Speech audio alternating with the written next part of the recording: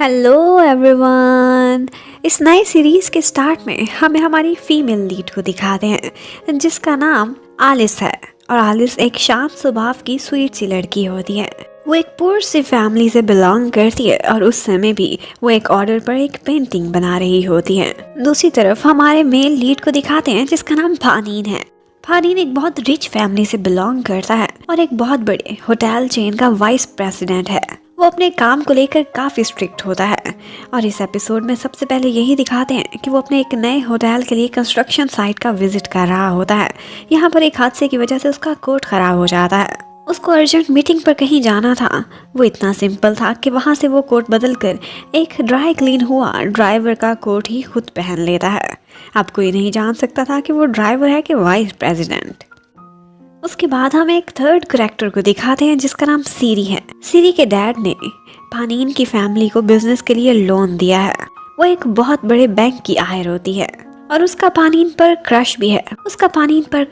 वो बहुत घमंडी टाइप की लड़की है और उसकी फ्यूचर में पानीन से शादी भी फिक्स हुई है। लेकिन उसे तब बहुत गुस्सा आता है जब पानीन उसका वेट करने की बजाय उससे मिले बगैर ही अगली साइट पर विजिट के लिए निकल जाता है। वहाँ पर रोड अंडर कंस्ट्रक्शन होने की वजह से पानीन को थोड़ी दिक्कत होती है रास्ता ढूंढने में। और वहाँ पर कुछ गुंडे उसका पीछा करने लगते हैं जो लुटेरे थे। उन्होंने उसकी महंगी घड़ी देख ली थी। वो उसको एक गलत रास्ते पर डालकर खुद उसके पीछे पीछे चलने लगते हैं उसे लूटने के लिए। और इन दी एंड ऐसा होता है कि पानीन उनसे बचते हुए दौड़ता दौड़ता उसी बीच पर पहुंच जाता है जहां पर उस समय आलिस एक पेंटिंग बना रही थी। वहां पर थोड़ी देर फाइट होती है और आलिस का बनाया हुआ सैंड कैसल भी टूट जाता है इन्हीं की फाइट में। आलिस वहां पर बेल बजाकर गांव वालों को बुलाती है, पानीन की हेल्प करती है। उन लोगों से फाइट के बीच पानीन थोड़ा सा हर्ट भी हो जाता है।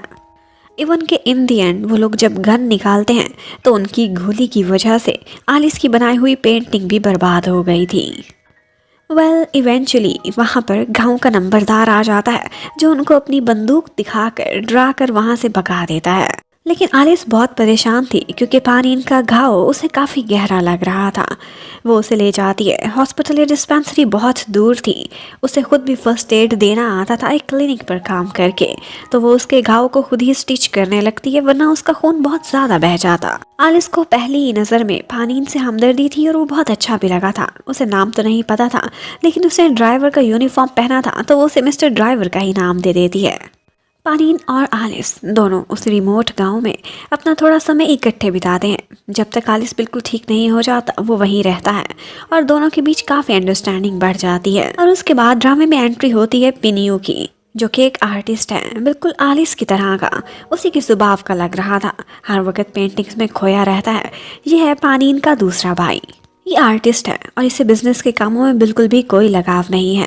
अक्सर पिनियो को अपने डैड से डांट पड़ती रहती है क्योंकि वो बिजनेस में उनका हाथ बिल्कुल भी नहीं बटाता था बल्कि अपने आर्टिस्ट की दुनिया में ही खोया रहता था। और इसके साथ साथ वो आलिस का पुराना दोस्त था, कॉलेज में उसके साथ पढ़ता था। और सिर्फ इतना ही नहीं, उसका आलिस पर क्रश भी था। लेकिन आलिस उसको जस्ट अ फ्रेंड समझती थी, फ्रेंड सर्कल से बाहर कभी निकलने ही नहीं दिया था। लेकिन पानीन के साथ जब वो समय बिताती है तो उसके लिए उसकी फीलिंग्स थोड़ी डिफरेंट होती हैं। वो उसकी हेल्प करता है।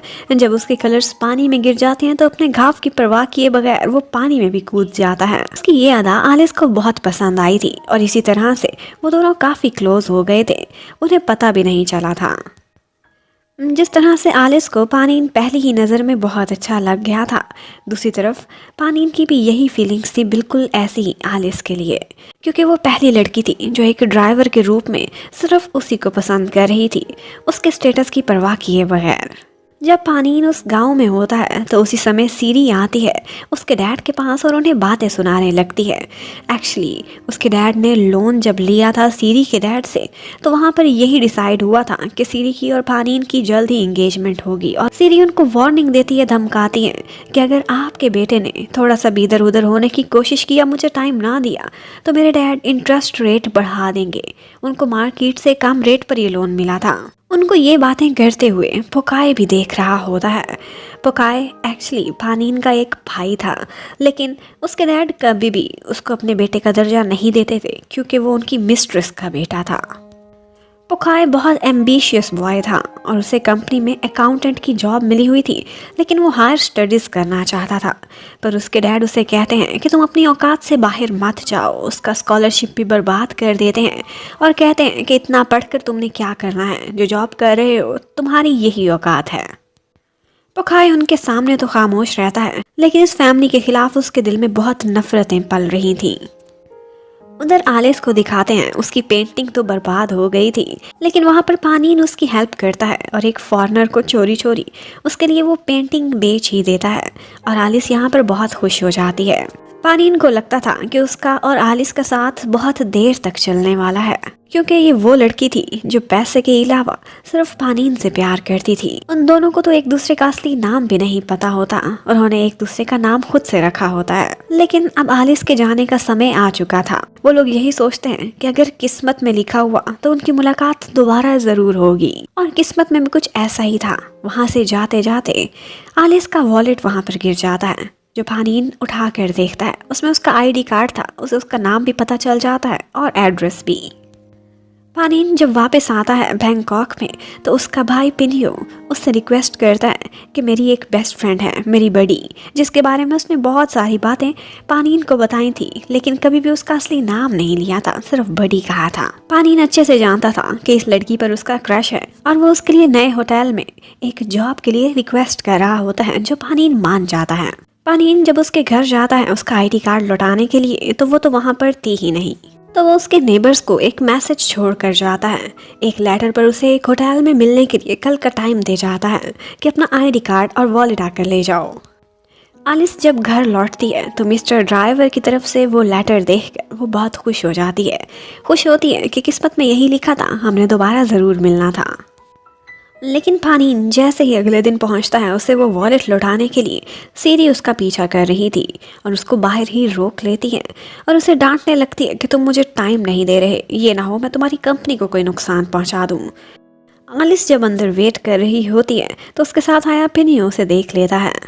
आलिस उसे बताती है कि वो यहाँ पर अपनी एक डेट से मिलने के लिए आई है। ये सुनकर पिनियो का दिल बहुत हर्ट होता है। पानीन तो सीरी के साथ वहाँ से जा चुका था।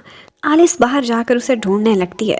उसी समय मिस्टर ड्राइवर का एक और लेटर होता है जो उसने वेटर को दिया होता है आलिस के लिए। वो उसे दोबारा से एक जगह पर मिलने के लिए कहता है। पिनियो को जब वो लेटर मिलता है वो बहुत दुखी हो जाता है और आलिस से वो लेटर छुपा लेता है।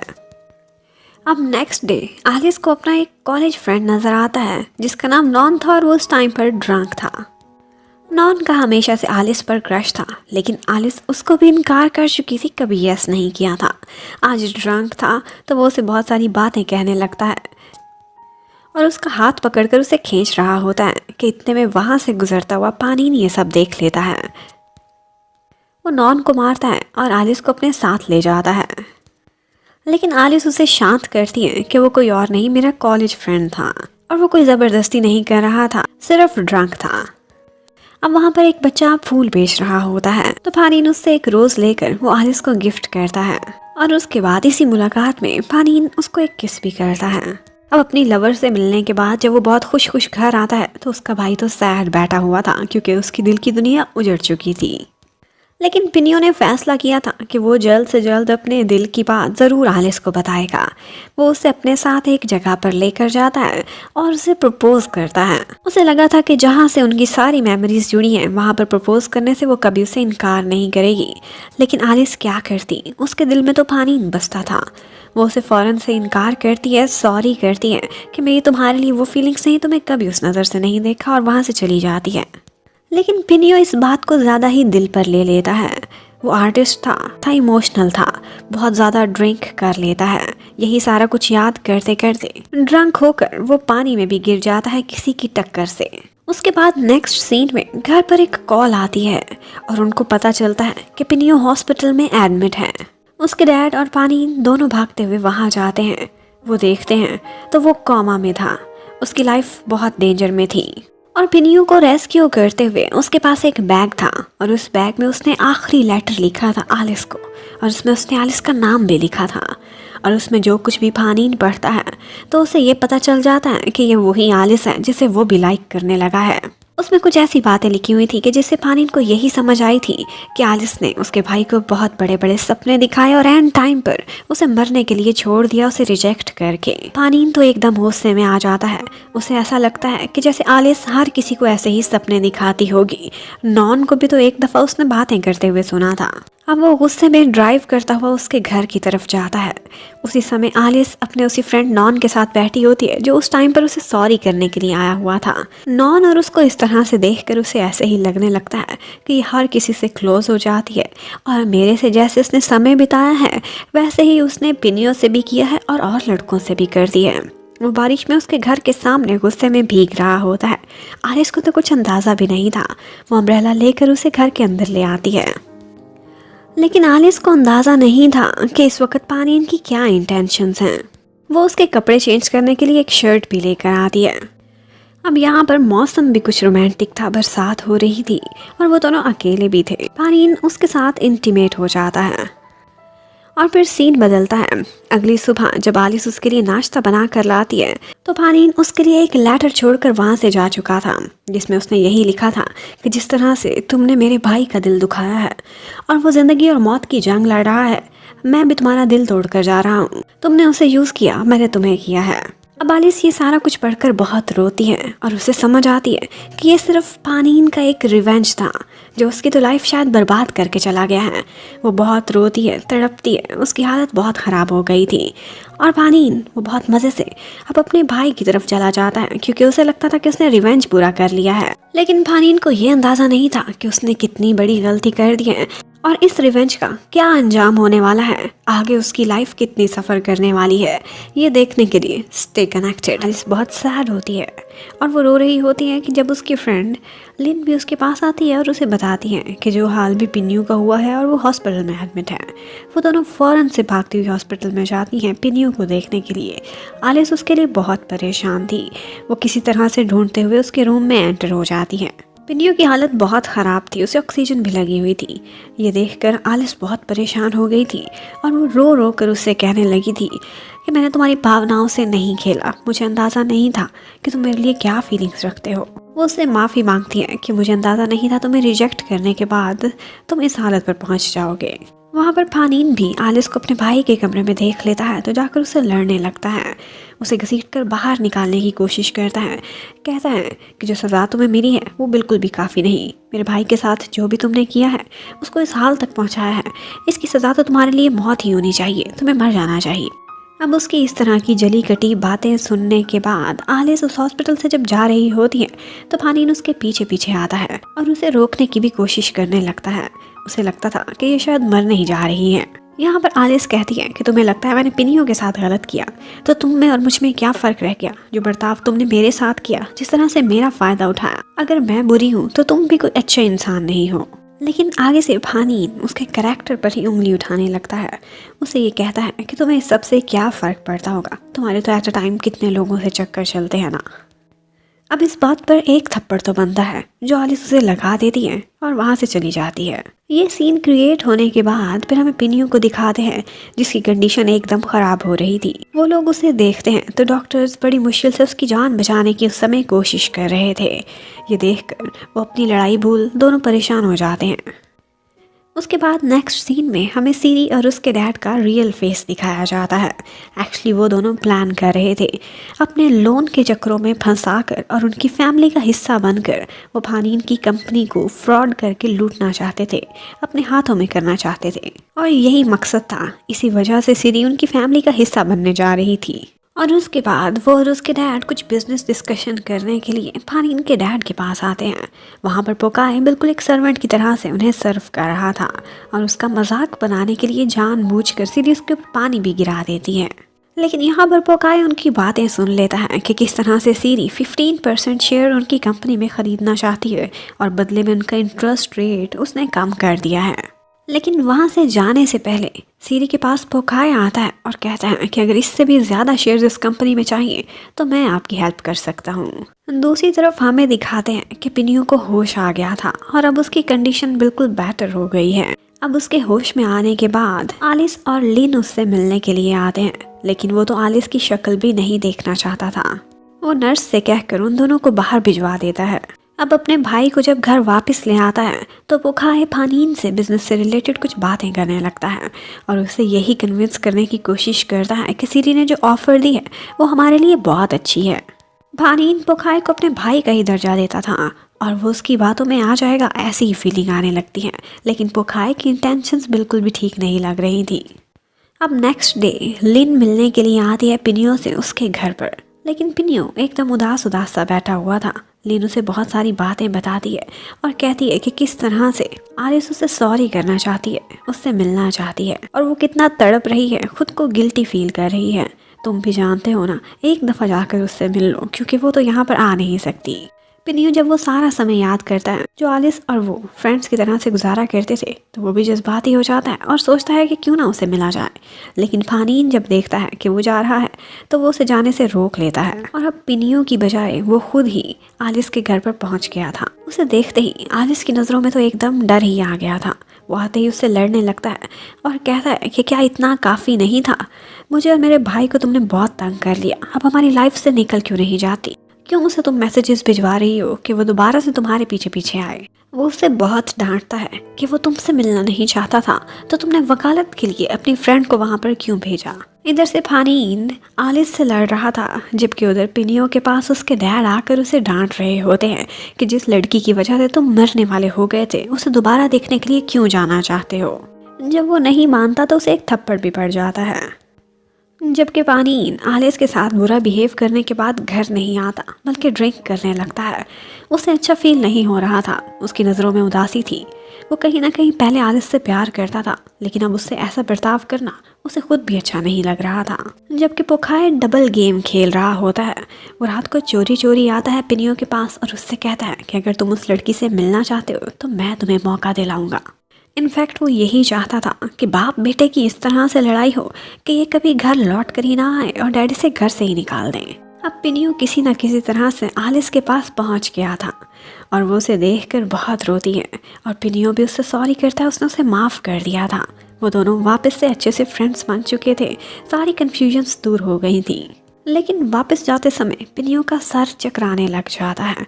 एक्चुअली उसके खाने में पोखाए ने कुछ मिला दिया था और इसी वजह से आलिस उसे कहती है कि तुम आज रात मेरे घर पर ही ठहर जाओ। और अब ऑफ कोर्स जब वो सारी रात वापस नहीं आता तो पूरी फैमिली को पता चल जाता है कि पिनियो उनसे चोरी चोरी वहाँ से भाग गया था। पानीन को आलिस पर ही शक था। वो फ़ौरन से उसके घर पहुंच जाता है और जब सुबह सुबह उन दोनों को इकट्ठे देखता है तो वो कुछ गलत ही मतलब निकालने लग जाता है। वो दोबारा से आलिस के कैरेक्टर पर उंगली उठाने लगता है और पिनियो को कहता है कि इस लड़की की बातों में मैस्मराइज मत हो और मेरे साथ घर चलो। और यही काफ़ी नहीं था, ऊपर से डैड भी वहाँ पहुँच जाते हैं और पानीन को भी डांटने लगते हैं कि तुम अपने भाई को बचा रहे हो। अब पानीन ने जो इंसल्ट करनी थी वो तो एक साइड पर थी, डैड भी आकर आलिस से ही लड़ना स्टार्ट कर देते हैं। वो उसके सामने बहुत सारा पैसा फेंकते हैं। आलिस वो पैसा उठाकर पिनियो को देती है और कहती है अपने बाप को लौटा दो। और यहाँ पर उनकी लड़ाई बढ़ते बढ़ते इतनी आगे तक पहुँच जाती है। पिनियो आलिस की साइड ले रहा था और वो डैड से कहता है कि मैं आपके पैसे के बगैर भी जी सकता हूँ। इवन कि वो चैलेंज भी कर देता है कि अब मैं फूटी कौड़ी भी नहीं लूँगा, ना ही घर आऊँगा, अपने बल पर आप लोगों को जी कर दिखाऊँगा। डैड को लगा था कि थोड़े दिनों जब ये बारिश और धूप बर्दाश्त करेगा तो खुद ही लौट कर घर आ जाएगा, लेकिन पिनियो ने वाकई फैसला किया था कि वो अब खुद ही खुद को संभालेगा और उसने आलिस को हेल्प करने को कहा कि उसका कहीं भाड़े पर रहने का इंतजाम भी कर दे। अब पानीन परेशान था क्योंकि पिनियो तो इतने दिनों से वापस नहीं आया था। वो जाकर दोबारा से आलिस से लड़ना स्टार्ट कर देता है कि तुम यकीनन जानती होगी कि वो कहाँ है। यहाँ पर वो उस पर पानी भी फेंकती है। उनकी लड़ाई काफ़ी आगे तक बढ़ जाती है, इवन कि नेबर आंटी भी आ जाती हैं और वो आलिस को बचाकर उसे धक्के मारकर वहाँ से निकाल देती हैं। उधर पोखाए की एक बार में सीरी से मुलाकात होती है। वो वहाँ पर ड्रिंक कर रहा होता है। वो हमेशा सैड रहता था क्योंकि उसके डैड कभी भी उससे प्यार नहीं करते थे। वो बहुत अच्छा बेटा बनने की कोशिश करता था लेकिन सारा प्यार उनके दो असली बेटों की तरफ ही जाता था। यहाँ पर वो बिना इजाज़त के सीरी का हाथ छू लेता है और इसकी वजह से उसके बॉडीगार्ड आकर उसका बहुत फेंटा लगाते हैं और फिर सीरी उसे कहती है कि मैंने अलाउ नहीं किया था इसलिए ये सज़ा तुम्हारी बनती थी। अब अपनी तरफ से तो पानी ने पूरी कोशिश की थी लेकिन उसे पिनियो का कुछ पता नहीं चल रहा था, तो वो दोबारा से जाकर आलिस का पीछा करने लगता है। उसे लगा था कि इसके पीछे जाकर वो ज़रूर पिनियो तक पहुंच जाएगा। लेकिन आलिस को भी ये बात पता चल गई थी। वो उससे छुपते छुपाते एक खंडर सी जगह पर जाकर पुरानी बिल्डिंग में छुपने लगती हैं। पर अब पानीन से तो उसने अपना पीछा छुड़ा लिया था, लेकिन वहाँ पर कुछ गुंडे मवाली और बेवड़े पड़े हुए थे जो उसे वहाँ देखकर उसे पकड़ लेते हैं। लेकिन यहाँ पर उसे आकर पानीन बचाता है, उन सारे गुंडों को मारता है और आलिस की जान बचाकर उसे बाहर ले जाता है। आलिस की बेशक उससे हर टाइम लड़ाई ही रहती थी, लेकिन इस टाइम पर उसे पानीन ही सेफ ऑप्शन लग रहा था। वो उससे बाहर आकर कहता है कि देखो, मैंने तुम्हारी जान बचाई, तुम पर एहसान है मेरा। अब पुरानी बातें भूलो, मुझे माफ कर दो और मेरा भाई बताओ पिनियो कहाँ है। लेकिन आलिस कहती है, मैं ज़रूर बता देती, पर मैंने उसे वादा किया है जो मैं नहीं तोड़ सकती, इसलिए प्लीज़ उसे मौका दो। वो अपने बल पर जीना चाहता है, उसे जीने दो। साथ ही साथ हमें ऑफिस के मामलात को भी दिखाते रहते हैं। डैड को तो पोखाय पर ज़रा भी एतबार नहीं था, लेकिन पानीन वो उस पर बहुत ट्रस्ट करता था और बहुत से इश्यूज़ पर उससे मशवरे भी लेता था और चेकिंग वगैरह भी उसी से कराया करता था। सीरी वाले लोन वाले मामले को भी वो उसे ही हल करने को दे देता है। अब पोखाय जैसे डबल गेम कर रहा था, वो अक्सर सीरी से मिला करता था चोरी चोरी, और सीरी वो भी उसे फंसाने के चक्रों में पड़ी हुई होती है। अब लास्ट पार्ट में हमने आलिस का एक फ्रेंड देखा था, नॉन, जो अब स्टडी करने ओवरसीज चला जाता है। लिन उसे बहुत लाइक करती है। वो जब भी आलिस को लेटर लिखता था, लिन अपनी तरफ से उसे जवाब दिया करती थी। इस तरह से उनका भी बॉन्ड बनना स्टार्ट हो गया था। जबकि उधर पिनियो भी अब पेंटिंग्स करके अपना पैसा कमाने में लगा हुआ होता है।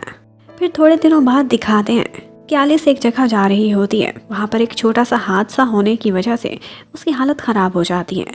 उसके दोनों फ्रेंड्स उसे जब हॉस्पिटल ले जाते हैं तो डॉक्टर उनको बताती है कि ये अर्ली प्रेगनेंसी में है, अगर ये एहतियात नहीं करेगी तो बहुत सारी कॉम्प्लिकेशंस भी हो सकती हैं। आज पहली दफ़ा आलिस को ये बात पता चली थी। वो हैरान हो गई थी। बाहर खड़ा पिनियो वो भी ये सब सुन लेता है और बहुत हर्ट होता है। उसे प्यार करता था, लेकिन उसका बॉयफ्रेंड तो कोई और है। डॉक्टर ने वार्न किया था आलिस को कि वो अपना बहुत ख्याल रखे, वरना उसकी हालत बिगड़ सकती है। डॉक्टर के जाने के बाद लिन आलिस से क्वेश्चन करने लगती है कि तुमने मुझसे भी ये सब छुपाया, कौन है तुम्हारा सीक्रेट बॉयफ्रेंड। लेकिन आलिस बहुत अपसेट थी। वो कहती है कि मेरे लिए वो लड़का मर चुका और अब मैं खुद ही अपने बच्चे को जन्म दूंगी और उसे पालूंगी अकेले ही। पिनियो ये सारा कुछ सुनकर हर्ट तो बहुत हुआ था, लेकिन फिर भी वो खुद को संभालता है और वादा करता है कि वो आलिस की सारा समय केयर करेगा और उसके साथ रहेगा, क्योंकि डॉक्टर ने कहा था उसे किसी केयर गिवर की ज़रूरत है। वो आलिस को कहता है कि वो उसके साथ उसी के घर पर शिफ्ट हो जाए ताकि वो अच्छे से उसका ख्याल रख सके। पिनियो बहुत स्वीट था। कोई इतना स्वीट कैसे हो सकता है। एक्चुअली उसकी फ्रेंड लिन उसका ख्याल नहीं रख सकती थी, उसके साथ नहीं रह सकती थी, क्योंकि वो ऑलरेडी एक जॉब करती थी। जबकि पिनियो वो खुद अब आलिस के लिए खाना भी पकाया करता था, कुकिंग करना भी सीख चुका था, उसका बहुत अच्छे से ख्याल रखता था। लिन समझ सकती थी कि ये सब पिनियो के लिए कितना डिफ़िकल्ट है, लेकिन प्यार कुर्बानी मांगता है और वो पिनियो देने को तैयार था।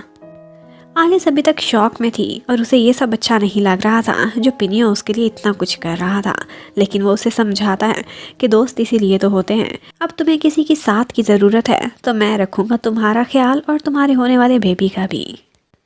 और वो उससे वादा करता है कि मैं ऐसा दोस्त हूँ जो बुरे समय पे तुम्हारे साथ खड़ा रहूँगा। दूसरी तरफ हमें ऑफिस का सीन दिखाते हैं। पोखाय को पानीन की फुल सपोर्ट हासिल थी।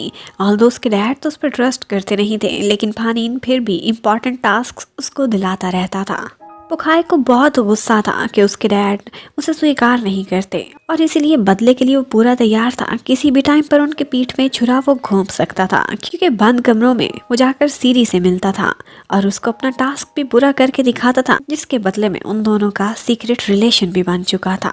अब बहुत दिन बीत चुके थे पिनियो को घर छोड़े हुए। पानीन को उसकी बहुत फिक्र होने लगती, तो वो एक दफ़ा दोबारा से आलिस के घर पर जाता है, लेकिन वहाँ पर उसे पता चलता है कि वो तो कहीं और शिफ्ट हो गई है। उसी समय लिन भी उस घर पर आई हुई नॉन का लेटर रिसीव करने के लिए, तो वो खामोशी से उसका पीछा करके आलिस तक पहुँचने की कोशिश करने लगता है, लेकिन वो उसे रास्ते में चक्कर देकर निकल जाती है। जब आलिस को 3 महीने पूरे हो जाते हैं तो डॉक्टर उसे कहती कि अब तुम्हारे लिए हर चीज़ सेफ है और वो खतरे की कंडीशन से बाहर निकल चुकी थी, इसलिए अब पिनियो उसे इजाज़त देता है कि वो मार्केट तक जा सकती है। अब जब आलिस मार्केट जाती है तो पहले ही दिन उसकी तबीयत थोड़ी सी ख़राब हो जाती है। वहाँ पर मौजूद आंटियों ने अंदाज़ा लगा लिया था कि ये प्रेग्नेंट है और फिर बातों बातों में उसे क्वेश्चन करती हैं। उन्हें पता चलता है कि ये सिंगल है, तो वो यही कहने लगती हैं कि हमारी सोसाइटी में ये चीज़ अच्छी नहीं समझी जाती, तुम अकेली कैसे पालोगी इसे। लेकिन वो उन्हें कोई भी जवाब देती उससे पहले ही पिनियो वहाँ पहुँच जाता है और उससे ऐसे बातें करने लगता है कि जैसे वो उसकी वाइफ है और उससे रूठ कर घर से निकली हुई है और वो उसे मनाने के लिए वहाँ पर आया है। उसके बाद वो उसे घर ले जाता है और समझाने की कोशिश करता है कि तुम कब तक ऐसे ही समय बिताओगी, मुझे मौका दो, मैं तुम्हारी और हेल्प करना चाहता हूँ। मेरे लिए इससे बड़ी गुड लक कोई नहीं होगी कि तुम्हारे बच्चे को मेरा नाम मिले एज अ फादर। वो उससे रिक्वेस्ट करता है कि कल को बच्चे को बहुत तकलीफ़ें सहना पड़ेगी, बहुत लोगों को जवाब देना पड़ेगा, उसके फादर नेम में क्या लिखवाओगी तुम। इसलिए मैं चाहता हूँ कि तुम मेरे साथ मैरिज रजिस्टर करा लो, इस तरह से तुम्हें दुनिया के सवालों का जवाब नहीं देना पड़ेगा। और वो उसे ये भी यकीन दिलाता है कि ये सिर्फ और सिर्फ एक पेपर मैरिज होगी। अब थोड़े दिनों बाद फानीन ने एक दफ़ा पिनियो को एक जगह पर देख लिया था। वो उसका पीछा करने लगता है और उसी समय घर के करीब एक पेड़ से कच्चे आम तोड़ते हुए जब वापस आ रही होती है आलिस, तो उसका सर चकराता है, वो बेहोश होकर पानी में ही डूबने लग जाती है। उसी समय वो दोनों बॉयज़ वहाँ पहुँच जाते हैं और दोनों भाई मिलकर उसकी जान बचाते हैं। पिनियो बहुत परेशान हो रहा था आलिस के बेबी के लिए, लेकिन फानीन के लिए ये बहुत शॉकिंग था। उसे पहली दफ़ा पता चला था कि आलिस प्रेग्नेंट है और जो सारा कुछ वो देख रहा था उससे ऐसे ही लग रहा था कि जैसे पिनियो इसके लिए परेशान हो रहा है वही इस बच्चे का डैडी है।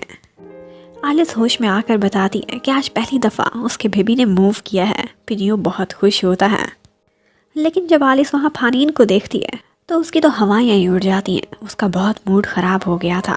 फानीन जब वहाँ से जाने लगता है तो पिनियो को कहता है कि अगर कभी भी तुम्हें मेरी थोड़ी सी भी हेल्प की ज़रूरत हो तो मुझे ज़रूर बताना। अब तुम फादर बनने जा रहे हो, बहुत सी जिम्मेदारियाँ होंगी। फानीन उन दोनों को इस तरह से देखकर अपसेट ज़रूर हुआ था, लेकिन वो अपने भाई के लिए खुश भी था क्योंकि वो अपनी लाइफ में खुश नज़र आ रहा था। फानीन वहाँ से वापस जाकर अपने डैड को समझाने की कोशिश करता है कि पिनियो को घर वापस बुला लें, क्योंकि उसे उसकी फिक्र हो रही थी कि कैसे वो अपनी फैमिली को संभालेगा। लेकिन डैड साफ मना कर देते हैं, कहते हैं कि बल्कि मैं उसके हिस्से के शेयर्स भी उससे छीन लूँगा। उसके बाद नेक्स्ट डे फानीन दोबारा से वहाँ पर आता है और वो देखता है कि आलिस बहुत हैवी वर्क कर रही है, तो फ़ौरन से जाकर उसे रोकने लगता है कि ये तुम्हारी हेल्थ के लिए ठीक नहीं है, मेरे होने वाले नेफ्यू या नीस को उससे नुकसान पहुँच सकता है। लेकिन आलिस उससे लड़ना स्टार्ट कर देती है कि मैं तुमसे नफरत करती हूँ और तुम्हारी शक्ल कभी भी नहीं देखना चाहती। जबकि उधर स्वीट सा पिनियो बच्चे के लिए खरीदारी कर रहा होता है, छोटे छोटे कपड़े खरीद रहा था। जो घर आकर वो फ़ौरन से आलिस को दिखाता है। वो बिल्कुल इसी तरह से खुश था कि जैसे ये उसका अपना बच्चा हो, और वो आलिस से रिक्वेस्ट करता है कि क्या तुम मुझे इजाज़त दोगी इस बेबी का नाम रखने की। और वो दोनों नाम बताता है कि अगर लड़का हो या लड़की हो तो वो क्या नाम रखना चाहेगा। फानीन दूर खड़ा ये सारा कुछ देख रहा होता है। जब अपने भाई को अपने फर्स्ट लव के साथ देखता है, वो लोग अपने बेबी की प्लानिंग कर रहे हैं, तो उसके दिल पर बहुत सी छुरियां चलती हैं, लेकिन भाई के लिए वो फिर भी बेस्ट विशेस रखता था। पर यही वो पॉइंट था जब वो सारा टाइम वो याद करता है जो उसने आलिस के साथ बिताया था, और यही फैसला करता है कि आलिस को भूल जाना ही बेहतर होगा, क्योंकि वो पिनियो की हम सफ़र बन चुकी है। वो घर आते ही वो बड़ा फैसला ले लेता है जो उसने काफ़ी दिनों से होल्ड पर रखा हुआ था। वो सीरी से एंगेजमेंट के लिए तैयार था। तो अब नेक्स्ट ही डे पेरेंट्स की ऑफिशियल मीटिंग होती है और सीरी और फानीन दोनों आपस में डेट करने का फैसला करते हैं। पुखाई उन दोनों को जब मिलते हुए देखता है तो उसे बहुत बुरा लगता है, लेकिन वो बहुत ज़िद्दी था। कहता है कि जो मैं हासिल करना चाहता हूँ उसे मैं लेकर ही रहूँगा। और फिर एक दफ़ा अकेले में जाकर सीरी को वो वार्न करता है कि मैं तुम्हारा एक क्यूट सा पपी था, लेकिन तुम मुझे क्रेजी डॉग ना बना देना। तो सीरी आगे से उसे एक ऑप्शन देती है कि जो मैं हासिल करना चाहती हूँ इस कंपनी पर होल्ड अगर तुम मुझे दिला दो तो फिर मुझे क्या ज़रूरत है कि मैं फानीन से शादी करूँ। फिर हमें आलिस और पिनियो को दिखाते हैं। उन दोनों ने अपनी मैरिज रजिस्टर करा ली थी उस बच्चे की खातिर। फानीन आजकल बहुत दुखी रहता था। उसे अपने दिल पर पत्थर रखकर ऐसी लड़की को डेट करना पड़ रहा था जिसे वो लाइक ही नहीं करता, और दूसरी तरफ उसका भाई वो घर पर ही नहीं होता था जिसे वो इतना प्यार करता था, उसकी नज़रों से दूर था। उसे ये गिल्ट भी था कि अपने फर्स्ट लव के साथ उसने रिवेंज में जो कुछ किया वो बहुत गलत था। फानीन कभी कभी जाकर पिनियो से मिलता था और उसकी हेल्प भी करता था। आल्दो वो इनकार करता था, लेकिन वो कहता था कि मेरा भी हक है, मैं इस बच्चे का अंकल हूँ और मैं उसे कुछ ना कुछ तो गिफ्ट में दिलाना ही चाहता हूँ। फिर हमें दिखाते हैं कि कुछ दिनों बाद पिनियो को एक काम से पेंटिंग के टास्क पर आउट ऑफ सिटी जाना होता है, और उसी समय आलिस घर पर अकेली थी। लिन भी उसके साथ ज़्यादा समय नहीं बिता सकती थी क्योंकि उसकी जॉब की रिस्पॉन्सिबिलिटीज़ थी। फानीन भी पिनियो से मिलने के लिए आता है, लेकिन लिन उसे भगा देती है, कहती है कि वो यहाँ है नहीं और तुम आलिस को परेशान करोगे। आलिस की एकदम तबीयत खराब होने लगती है, वो चकरा कर गिरने वाली होती है कि एन टाइम पर फानीन उसे संभाल लेता है। वो उसे ठीक समय पर हॉस्पिटल ले जाता है और उसके बाद डॉक्टर उसे बताते हैं कि इसकी कंडीशन आजकल सही नहीं है और हो सकता है इसकी प्रीमेच्योर डिलीवरी भी हो जाए और इस तरह से मामा और बेबी दोनों की जान को भी खतरा हो सकता है। वो फानीन को यही एडवाइस करते हैं कि घर पर रहकर इसका अच्छे से ख्याल रखा जाए, जितना समय हो सके तुम लोग निकालने की कोशिश करो। अब आलिस हॉस्पिटल से खुद ही घर जाना चाहती थी, लेकिन फानीन उसे लिफ्ट देने की बात करता है और हक यही जताता है कि मैं इस बेबी का अंकल हूँ और चाचू होने के नाते इतना मेरा फ़र्ज बनता है, तुम मुझे नहीं रोक पाओगी, खूनी रिश्ता है हमारा। फानीन बहुत बदल गया था, वो एकदम केयरिंग हो गया था और छोटी छोटी सी चीज़ों पर आलिस का बहुत ख्याल रखता था ताकि उसे कोई चोट ना पहुँचे। आलिस तो उसे वहाँ से भेजना चाहती थी, लेकिन फानीन हक जताने लगता है और वो उसे रोक भी नहीं पाती। पिनियो वहाँ नहीं था, वो कहता है कि मेरी ड्यूटी है कि मैं अपने नेफ्यू या नीस का ख्याल रखूँ और फिर वो उसके लिए खाना भी बनाता है, एक हेल्दी सी डाइट लेकर आता है। आलिस बहुत बुरा मनाती है कि तुम मेरे लिए ये ना करो, लेकिन वो कहता है कि तुम्हारे लिए नहीं, मेरे नेफ्यू के लिए सारा कुछ हो रहा है। जब फानीन उधर था तो उसके ऑफिस में सिरी और पोखाई की मुलाकात होती है। वो उसे कह रहा था कि मैं निरापाई कंपनी तुम्हें गिफ्ट में देने वाला हूँ। उनकी ये बातें वहाँ पर एक कोलीग सुन लेती है। अब सिरी ने पोखाई को टास्क दिया था कि इसे खरीदो या रास्ते से हटा दो। अब पोखाई सबसे पहले जाता है और उसे हर तरह से लालच देने की कोशिश करता है, लेकिन वो लड़की बिकने वाली नहीं लग रही थी। तो सिरी यही कहती है कि हमारी सारी मेहनत पर पानी फिरे, उससे पहले ही इस लड़की को मार डालो। जबकि उधर आलिस को दिखाते हैं, वो पुराने समय याद करती है। एक दफ़ा फानीन ने अपनी एक वॉच उसे गिफ्ट में दी थी, अपनी निशानी के तौर पर। वो वॉच उसने आज भी संभाल कर रखी थी, क्योंकि अगर उसने किसी से प्यार किया था तो वो सिर्फ फानीन था और कोई भी नहीं। और उसके लिए वो समय बहुत प्रीशियस था जो उन दोनों ने इकट्ठे बिताया था, लेकिन बाद में फानीन ने उसे दागदार कर दिया था। उधर पिनियो ने आलिस के लिए एक सरप्राइज रखा था। जब वो काम से वापस आ रहा था तो उसने एक सेकंड हैंड कार भी खरीदी ताकि आलिस को बहुत आराम रहे। उधर फानीन ने जब आलिस के लिए नाश्ता बनाया था तो गलती से वो ये जिक्र कर बैठता है कि उस दिन तुमने भी सुबह सुबह मेरे लिए नाश्ता बनाया था। ये सुनते ही आलिस को बहुत गुस्सा आता है और वो उस पर चिल्लाने लगती कि उस दिन को मेरे सामने दोबारा से मत दोहराना। अगर तुम मुझे कुछ यादें दिलाकर इमोशनल कराना चाहते हो तो इतना बता दो, तुम्हारे लिए सिर्फ बैड मेमोरीज हैं मेरे पास, मैं सिर्फ तुमसे नफरत करती हूँ।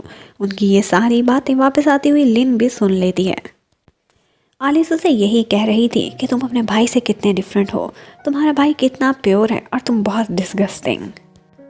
अब लिन बाद में आकर आलिस से कहने लगती है कि तुमने मुझसे बहुत कुछ छुपाया, तुमने इतना सफ़र किया लेकिन मुझसे अपना दर्द नहीं बांटा। लिन उसे ये भी कहती है कि मैं तुम्हें अच्छे से अंडरस्टैंड करती हूँ कि तुम कितना सफ़र कर रही हो। अब थोड़ी देर बाद पिनियो वापस आ जाता है, लेकिन एक सरप्राइजिंग काम होता है। वो रात को वहाँ पर एक घड़ी देखता है। ये घड़ी उसे अच्छे से याद थी, ये उसने खुद फानीन को गिफ्ट में दी थी, लेकिन ये आलिस के पास क्या कर रही है, उसे शक होने लगता है। वो आलिस से पूछता है कि क्या तुम कभी पहले फानीन से मिली हो, तुम्हारा उससे कोई रिश्ता है, तुम दोनों की नज़रों से मुझे अजीब अजीब लगता है। लेकिन आलिस उसे कुछ भी नहीं बताती और सारा कुछ टाल देती है। जबकि दूसरी तरफ हमें दिखाते हैं कि सिरी बहुत जालिम थी, उसने उस सेक्रेटरी को कत्ल करवा दिया था जिसने उनकी बातें सुनी थी। उधर पिनियो की एक दफ़ा अपने डैड से मुलाकात होती है। वहाँ पर डैड आलिस को बुरा भला कह रहे थे, वो बहुत नीच और गरीब लड़की है, और इसी बात पर पिनियो की अपने डैड से काफ़ी लड़ाई होती है क्योंकि वो आलिस के खिलाफ एक शब्द भी बर्दाश्त नहीं कर सकता था। उधर फानीन एक दफ़ा फिर से पिनियो से मिलने के लिए आता है, लेकिन आलिस और लिन दोनों उसे वहाँ से भगा देती हैं। यहाँ पर आलिस कहती है कि जब फानीन मेरे करीब आता है बेबी मूव करता है। लिन सुनकर कहती है क्या कहना चाहती हो कि बेबी को पता है उसके डैड कौन है? और उनकी यही सारी बातें ऊपर से आया पिनियो सुन लेता है। बाद में पिनियो को आलिस और लिन दोनों की बातों से पता चल जाता है कि इस बेबी का डैडी और कोई नहीं बल्कि उसका भाई फानीन ही है। ये बात उसके लिए बहुत शॉकिंग थी, और जब वो दोनों देखती हैं कि उसने ये सुन लिया है तो वो भी परेशान हो जाती हैं। यहाँ पर पिनियो आलिस से कहता है कि आखिर मैं ही क्यों, मुझे तुमने क्या समझ रखा है, इतनी बड़ी बात मैंने तुमसे कल रात भी पूछी, तुमने मुझे कोई जवाब नहीं दिया, मुझसे क्यों छुपा रही हो? और उससे लड़ाई करने के बाद वो वहाँ से चला जाता है, जबकि आलिस की तबीयत काफ़ी बिगड़ जाती है। वो उसे समझाने की बहुत कोशिश करती रही थी, लेकिन उसने उसकी एक भी नहीं सुनी थी। अब पिनियो बहुत डिसहार्ट हुआ था। उसका तो पूरी दुनिया से दिल ही उठ गया था।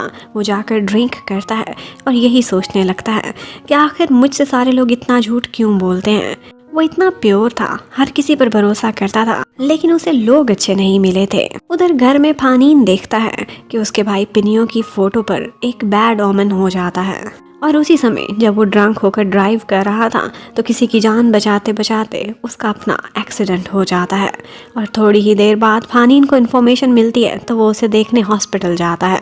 डॉक्टर फानीन को यही कहता है कि उसके घाव बहुत ज़्यादा है, ब्लीडिंग इतनी ज़्यादा हो गई है कि मुझे लगता है उसके पास ज़्यादा समय नहीं बचा, तुम जाओ और उससे मुलाकात कर लो। फानीन डरते डरते पिनियो के पास जाता है। पिनियो सबसे पहले तो उससे एक प्रॉमिस लेता है कि वो आलिस और बेबी का बहुत ख्याल रखेगा। उसे इस हालत में भी उन दोनों की ही फिक्र हो रही थी, और इसके बाद वो उसे यही बताने वाला था कि उस बेबी का डैड कौन है, लेकिन उससे पहले ही उसकी डेथ हो जाती है।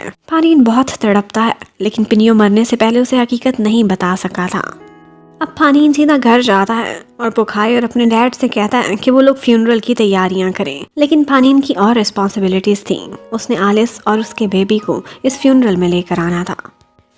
उधर आलिस अलग पिनियो के लिए परेशान हो रही थी। इतने में फानीन वहां पहुंच जाता है और आकर उसे बताता है कि पिनियो का एक्सीडेंट हो गया है और वो आलिस और उसके बेबी का हमेशा ख्याल रखेगा। लेकिन वहीं पर ही आलिस की तबीयत बहुत बिगड़ जाती है और उसकी हालत इतनी ख़राब हो जाती है कि उसे फ़ौरन हॉस्पिटल ले जाना पड़ता है। अब उसका ऑपरेशन होगा। पिनियो के फ्यूनरल में पोखाई तो बहुत खुश होता है, सोचता है कि दो में से एक से तो जान छूट ही चुकी है। फानीन तो अब आलिस और बेबी के चक्करों में मसरूफ़ था, तो अब पोखाई और सीरी ही आकर सारे फ्यूनरल की जिम्मेदारियों को हैंडल करने लगते हैं। अब डिलीवरी के बाद फानीन को खबर मिलती है कि आलिस की तरफ बेटा पैदा हुआ है, लेकिन उस बेबी को बहुत कॉम्प्लिकेशंस थी। अब फानीन को तो यही लगता था कि वो इस बेटे का चाचू है, लेकिन लिन जानती थी कि वही तो असल फादर है। उधर सीरी और उसके डैड फ्यूनरल पर पहुंचे हुए होते हैं। फानीन और उसके डैड आजकल बहुत मसरूफ़ थे और शौक में थे, तो इसी सिचुएशन का वो फ़ायदा उठाते हैं और उनको बिजी देखकर उनकी कंपनी के मामलात में घुसने की कोशिश करने लगते हैं। और साथ ही साथ वो पोखाई को एक टास्क भी दे देती है। सीरी उसे कहती है कि उसे शेयर होल्डर्स की इन्फॉर्मेशन चाहिए, ताकि जल्द से जल्द वो बहुत सारे शेयर्स खरीद ले और इस कंपनी पर आगे उसका होल्ड चले। वो अगली चेयरमैन बनना चाहती थी। थोड़ी देर बाद जब फानीन फ्यूनरल पर आता है तो अपने डैड को बताता है कि उसका एक ग्रैंड सन भी है, लेकिन डैड बहुत गुस्सा करते हैं। आलिस से वो नफरत करते हैं, कहते हैं कि उसको तो मैं एक्सेप्ट कर लूँगा पोते को, लेकिन आलिस को कभी भी नहीं। उसके बाद फानीन जब हॉस्पिटल जाता है तो काफ़ी ऑकवर्ड सीन क्रिएट हो जाता है, जब नर्स उसे बच्चे का डैडी समझकर उसे ब्रेस्ट फीडिंग में हेल्प करने को कहने लगती है। अब रियलिटी तो यही थी, लेकिन फिर भी आलिस कहती है कि ये बच्चे का सिर्फ अंकल है। अब जब बेबी का नाम रजिस्टर करने का टाइम आता है तो आलिस को यादें आने लगती हैं कि जिस तरह से पिनियो उससे कहा करता था कि उसे बेबी का नाम पिनिएट पसंद है, और वो फानीन से कहकर उसका यही नाम रखवा देती है। अब बेबी का नाम तो डिसाइड हो गया था, लेकिन साथ ही एक बैड न्यूज़ मिलती है कि बेबी को बहुत सारी कॉम्प्लिकेशंस हैं। उसे एक हार्ट डिजीज़ है और इसके लिए वो उसके टेस्ट वगैरह करा रहे हैं। जब तक उनका रिजल्ट नहीं आ जाता तब तक बच्चे को आईसीयू में ही रखा जाएगा। अब इनक्यूबेटर में बेबी को देखने के लिए फानीन और आलिस दोनों आते हैं। फानीन जैसे ही पिनिएट को देखता है तो उसे ऐसा लगता है कि जैसे वो अपने बचपन की फ़ोटोज़ देख रहा हो, लेकिन फिर फ़ौरन से उसे ख्याल आता है। बोलने लगता है कि मेरी मामा हमेशा से कहा करती थी कि मैं और पिनियो बचपन में एक जैसे दिखते थे, और ये बिल्कुल पिनियो जैसा है, तभी तो मुझे लगा कि जैसे मेरे जैसा है। आलिस ये सब सुनकर खामोश हो जाती है। साथ ही साथ फानीन कहता है कि वो इस बच्चे का एक निक नेम रखना चाहता है। वो उसे पीठ का निक नेम देता है, क्योंकि पीठ निक नेम बचपन से ही पिनियो को बहुत पसंद था। अब आलिस बहुत डरी हुई थी। वो कभी भी नहीं चाहती थी कि फानीन को पता चले कि ये बेबी उसका है, क्योंकि उसे यही डर था कि जैसे ही उसे ये मालूम पड़ेगा वो उस बेबी पर अपना अधिकार जानने लगेगा और फिर उसे अपने साथ रखेगा, आलिस से दूर कर लेगा। ये सारी बातें वो लिन से शेयर करती है और उससे कहती है कि मैं चाहती हूँ कि मैं इन सारे लोगों की लाइफ से बहुत दूर चली जाऊँ, खुद ही अपने बेटे को रेस करूँ। उधर पोखाई अपने कारनामों में लगा हुआ होता है। वो उनके हेड चार्टर्ड अकाउंटेंट के पास जाता है जो उसके सीनियर थे। उनको एक दवाई में वो जहर मिलाकर दे देता है, जिसके बाद उनकी डेथ हो जाती है। और अब फानीन की मदद से उसे वही पोजीशन मिल जाती है जो वो हमेशा से लेना चाहता था। अब वो कंपनी का हेड अकाउंटेंट बन चुका था। डैड तो खुश नहीं थे, लेकिन फानीन की फुल सपोर्ट हमेशा से पोखाई को हासिल रही थी। और अब वो बहुत खुश था क्योंकि कंपनी की सारी सीक्रेट फाइल्स तक उसको एक्सेस हासिल थी और वो शेयर होल्डर्स की सारी इन्फॉर्मेशन और कॉन्टैक्ट डिटेल्स निकाल सकता था। और यही तो डिमांड थी जो सीरी ने उसके सामने रखी थी ताकि वो बहुत सारे शेयर्स खरीद सके। फानीन के डैड पहले ही आलिस से काफ़ी नफरत करते थे, ऊपर से सीरी जल्दी पर तेल का काम करती है और बड़े प्यार प्यार से उनको समझाने की कोशिश करती है, बातें लगाती है कि कल को वो लड़की आपकी जायदाद में भी हिस्सा मांगेगी क्योंकि वो पिनियो की विडो है, आपका बहुत सारा पैसा और प्रॉपर्टी वही ले जाएगी। अब डैड तो ये सुनकर और भी परेशान हो जाते हैं, उन्हें आलिस पर पहले ही शक था, जबकि उधर आलिस को पैसे और प्रॉपर्टी का कोई लालच नहीं था। वो अपने बेटे को भी उन सब की लाइफ से वहाँ से चोरी चोरी ले जाकर निकालना चाहती थी। और इसी तरह से वो एक दफ़ा जब उसे ले जा रही होती है तो बीच रास्ते वो देखती है कि पीठ की तबीयत बहुत ख़राब हो गई है, ऑक्सीजन की कमी की वजह से उसके लिप्स ब्लू पड़ जाते हैं और वो उसे फ़ौरन से डॉक्टर के पास लेकर जाती है। इतने में बच्चे के टेस्ट्स के रिजल्ट्स भी आ गए थे और पता चलता है कि उसके हार्ट में छेद है और उसकी फौरी सर्जरी भी करनी पड़ेगी। उसी समय दिखाते हैं, जबकि दूसरी तरफ दिखाते हैं कि एक दफ़ा मीडिया ने सीरी और फानीन दोनों को साथ में बिठाया हुआ होता है और बहुत सारे क्वेश्चंस कर रहे होते हैं कि वो दोनों कब इंगेजमेंट करने लगे हैं। और सीरी तो बहुत खुश थी, वो जल्द ही अनाउंस करेगी। डैड हॉस्पिटल पहुंचे होते हैं और वो जाकर आलिस को ऑफर करते हैं कि 1 मिलियन लो और हम सब की लाइफ से निकल जाओ। लेकिन आलिस को तो पैसे का कोई लालच नहीं था, वो उनका चेक फाड़ देती है। लेकिन थोड़ी देर बाद जब उसे पता चलता है कि डॉक्टर कह रहे हैं कि बच्चे को कितनी सारी सर्जरीज करानी पड़ेंगी, यूएसए में इसका ट्रीटमेंट होगा, 1-2 मिलियन नहीं बल्कि कई मिलियंस चाहिए अगर उसकी जान बचानी है तो। ये सुनकर डैड खुश हो जाते हैं और अब मजबूरी में अपने बेटे की ज़िंदगी बचाने की खातिर उसको डैड के शब्दों में एक लेटर लिखना पड़ता है। एग्रीमेंट के अकॉर्डिंग वो यही लिखेगी कि वो अपनी मुंह मांगी कीमत लेकर बेटे को दादा की कस्टडी में देकर यहाँ से जा रही है क्योंकि वो कम उम्र है और अब अपनी लाइफ खुद से जीना चाहती है। अब इस तरह की बहुत सारी बातें वो उस लेटर में लिख देती है जो भी फानीन के डैड उसे कह रहे थे। अब अपनी मर्जी का लेटर उससे लिखवाने के बाद वो उसे बहुत सारा डांटते हैं, उसे बातें सुनाते हैं और उसके बाद घसीटते हुए हॉस्पिटल से बाहर भी निकाल देते हैं। फानीन जब वहाँ पर आता है तो उसको वही लेटर मिलता है। वो जब पढ़ता है तो उसे और भी गुस्सा आने लगता है। उसे लगा था कि आलिस कभी भी नहीं बदली थी, वो लालची है और अब पैसा लेकर वहाँ से निकल गई है। उसे तो अपने बीमार से छोटे से बेटे का भी कोई ख्याल नहीं है।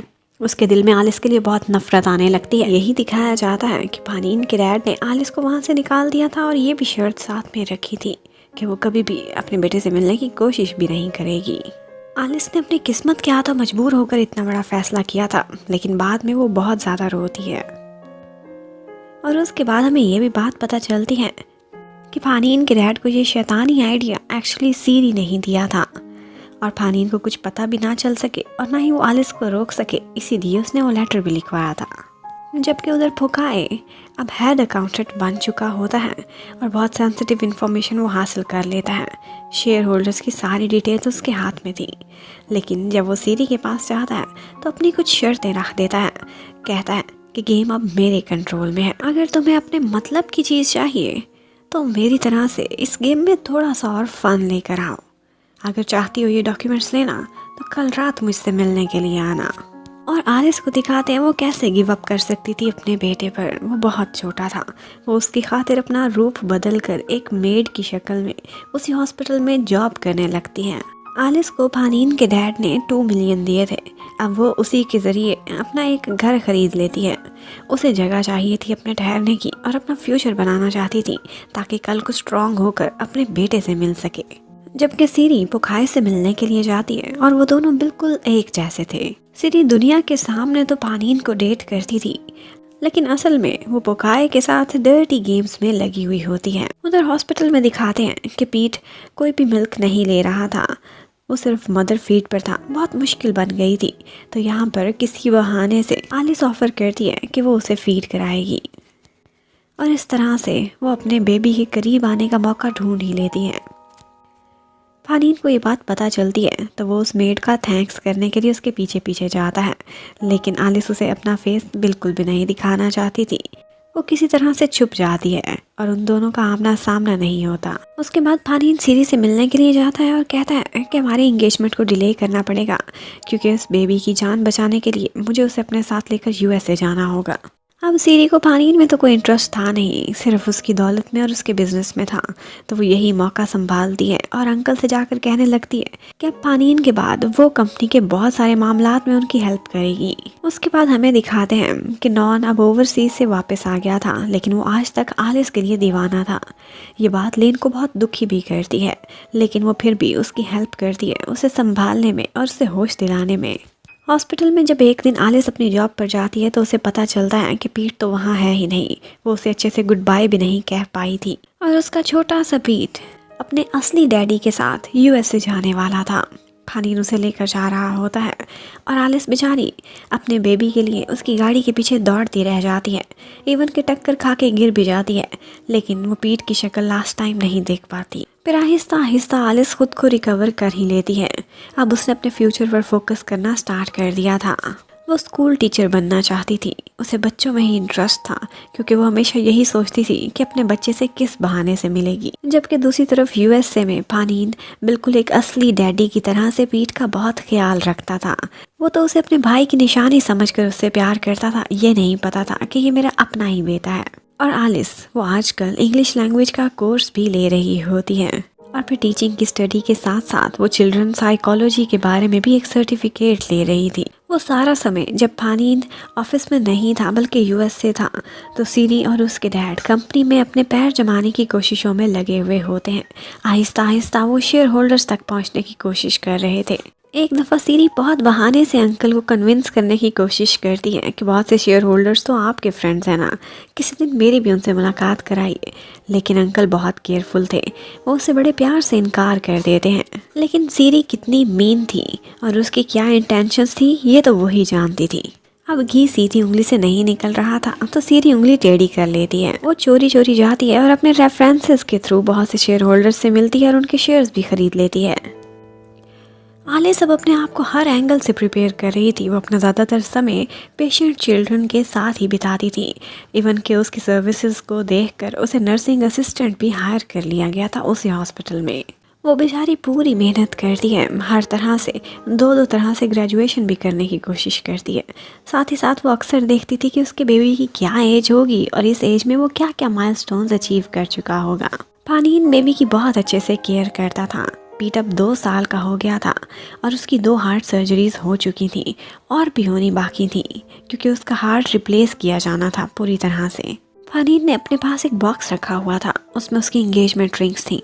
लेकिन जब भी वो ये रिंग खोल कर देखता था तो उसकी आंखों के सामने सिर्फ एक ही फेस आता था और वो होता था आलिस का। वो वाकई उसे प्रपोज करना चाहता था, उससे शादी करना चाहता था, उसने सच्चा प्यार किया था।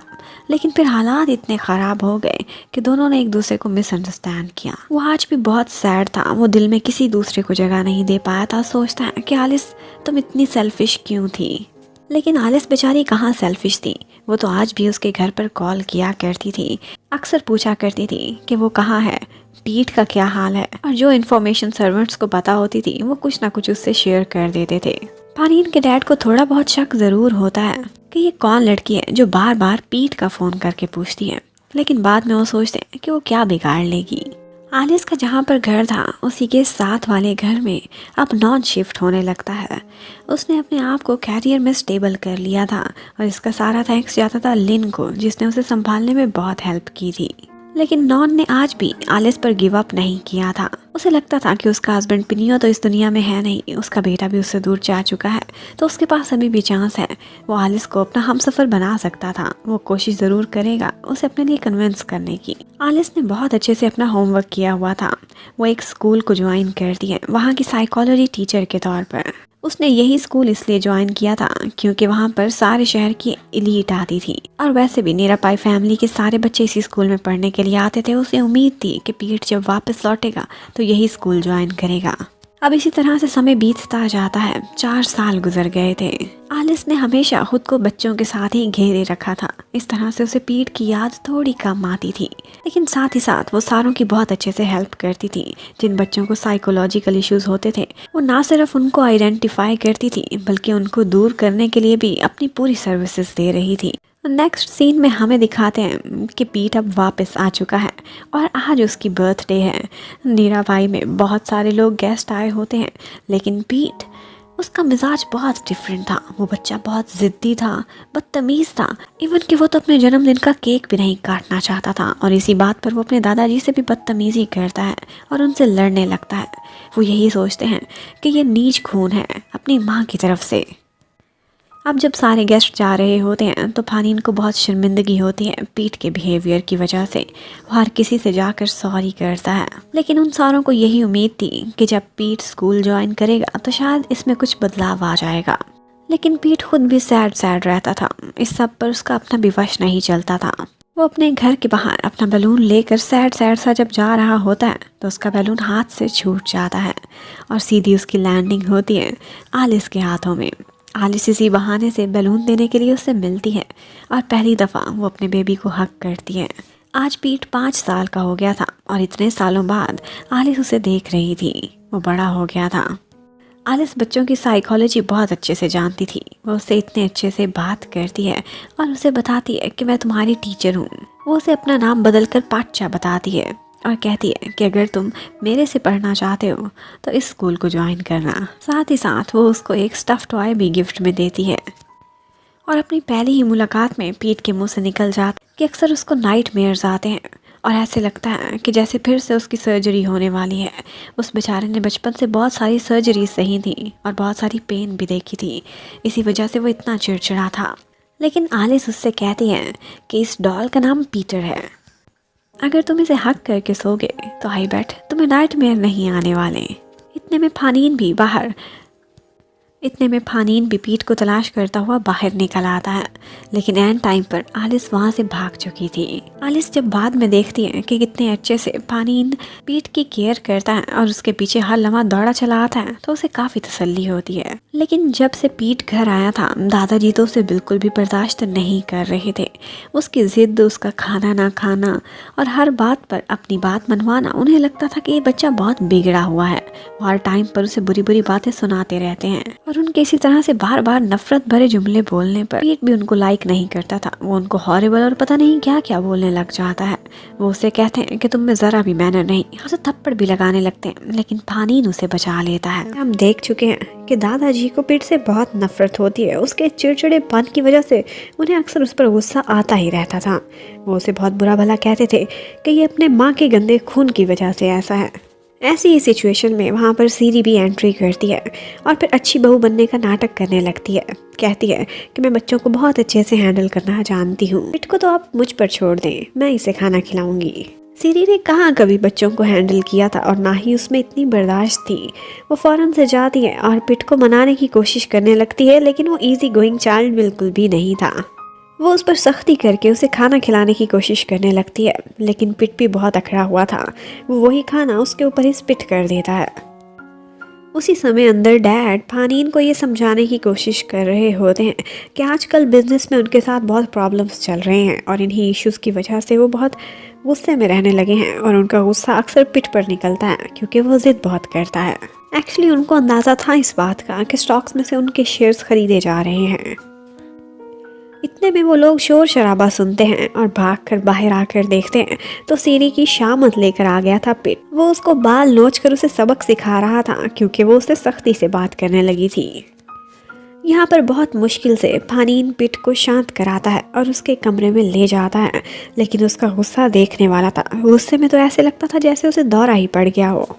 ऐसे मौके पर वो फानीन के अलावा किसी और से हैंडल नहीं होता था, जबकि उधर सीरी अलग गुस्से में बैठी हुई होती है और उसका गुस्सा निकलता है फानीन के डैड पर, जिन्हें वो डांट कर कहती है कि लगता है आपके पोते को साइकेट्रिस्ट की ज़रूरत है, इसके दिमाग का इलाज कराएं, ये मुझे नॉर्मल नहीं लगता। उधर पिट शांत होने के बाद फानीन से यही पूछ रहा होता है कि दादाजी मुझे बुरा भला क्यों बोलते हैं। वो अक्सर उसे शैतानी बच्चा कहा करते थे। वो पूछता है कि इसका क्या मतलब होता है और मैं कैसे शैतानी हूँ। लेकिन आगे से फानीन उसे शांत कराता है और कहता है कि ऐसी नफरत भरी बातों पर तवज्जो ना दो, बस तुम्हारे लिए इतना काफी है कि तुम मुझसे बहुत प्यार करते हो और मैं तुमसे। अब उसे संभालने के बाद फानीन जाता है अपने डैड के पास और उन्हें समझाता है कि देखिए आप इस तरह की बातें मत किया करें, पिट ने बहुत तकलीफें सही हैं, 6 साल में उसकी 7 सर्जरीज हुई हैं, वो नॉर्मल बच्चों की तरह से कैसे हो सकता है, और वैसे भी जितनी उसने दर्द सही है उसके दिल में दर्द और गुस्से के अलावा कुछ और भरा भी नहीं हुआ। अब अगले दिन फानीन के डैड आते हैं पिट के पास और उसे गुड न्यूज़ देने लगते हैं कि मैंने तुम्हारे लिए स्कूल डिसाइड कर लिया है, और वो वही स्कूल था जहाँ पर आलिस आजकल जॉब कर रही थी। वो लोग खुश थे क्योंकि वहाँ पर चिल्ड्रन साइकोलॉजिस्ट भी मौजूद थी। उधर सीरी और पोखाई को दिखाते हैं, उनकी जोड़ी अभी भी ज़बरदस्त काम कर रही थी। वो उनके लिए बहुत सारे काम करता था, स्टॉक्स और शेयर्स खरीदने के, और वो कंपनी हथियाने के बहुत करीब थे। बस फानीन से सीरी की शादी हो जाए यही लास्ट स्टेप था। लेकिन पोखाई कहता है अब फानीन के आने के बाद मेरा काम बहुत मुश्किल हो गया है, हेरा फेरी करने के बाद अब मुझे ज़्यादा रिवार्ड चाहिए। उससे रिलेशनशिप तो अब इतनी वैल्यू रखता नहीं था। वो कहता है कि मुझे स्टॉक्स में शेयर चाहिए, और साथ ही साथ सीरी उससे वादा भी करती है वो उसे जनरल मैनेजर भी बनाएगी। उधर नॉन को दिखाते हैं, उसने एक ब्रेसलेट खरीदा था जो देखकर लिन बहुत खुश होती है कि शायद मुझे देने वाला है, लेकिन तब वो सुनकर उदास हो जाती है कि उसके दिल में आज भी आलिस ही है, और वो यही सोच रहा है कि पिनियो की डेथ के बाद शायद आलिस के दिल में अब वो जगह बना पाएगा। फानीन के डैड अब कुछ अरसे के लिए ओवरसीज जा रहे थे। जाने से पहले वो पिट से मिलते हैं और उसे बातों बातों में बताते हैं कि उसकी मॉम कितनी बुरी थी, कैसे बीमार बच्चे को छोड़कर चली गई। वो उसके दिल में अपनी मॉम के लिए नफरत डालना चाहते थे ताकि अगर कभी भी आलिस उसके सामने आए तो पिट उससे नफरत करे और उससे मिले भी ना। वो नहीं चाहते थे कि ये कभी भी अपनी मॉम को एक्सेप्ट करे, और उनको इस तरह की बातें सिखाता हुआ फानीन भी सुन लेता है। वो ऊपर से आता है और अपने डैड को मना करने लगता है कि जिस तरह की कंडीशन पिट की है इसे और नफरतें नहीं, सिर्फ और सिर्फ प्यार सिखाना चाहिए। उसके बाद वो दिन आ जाता है जब फानीन फर्स्ट डे पिट को स्कूल लेकर जाता है। ये दिन बहुत मुश्किल था और फानीन कंफ्यूज था कि वो बच्चों के बीच कैसा रिएक्शन देगा, और फिर वैसा ही होता है। थोड़ी ही देर बाद उनको पता चलता है कि पिट के किसी बच्चे से लड़ाई हो गई है, जिसके बाद उसे अपना गुस्से वाला दौरा पड़ चुका है। वो चिल्ला रहा होता है और ऐसी कंडीशन में आलिस उसे देख लेती है। वो आती है, उसे हक करके उसे शांत कराने की कोशिश करने लगती है, और थोड़ी देर बाद वो ये सब करने में कामयाब भी हो जाती है। जब तक वहाँ पर फानीन आता है वो एक्साइटेड था देखने के लिए कि ये कौन है फानीन के अलावा जिसने पिट को शांत कराया, और वो देखकर हैरान रह जाता है कि ये तो उसकी अपनी मम्मी आलिस थी। अब आलिस अकेले में फानीन से मिलती है और उसे समझाती है कि उसने वो सब क्यों किया था।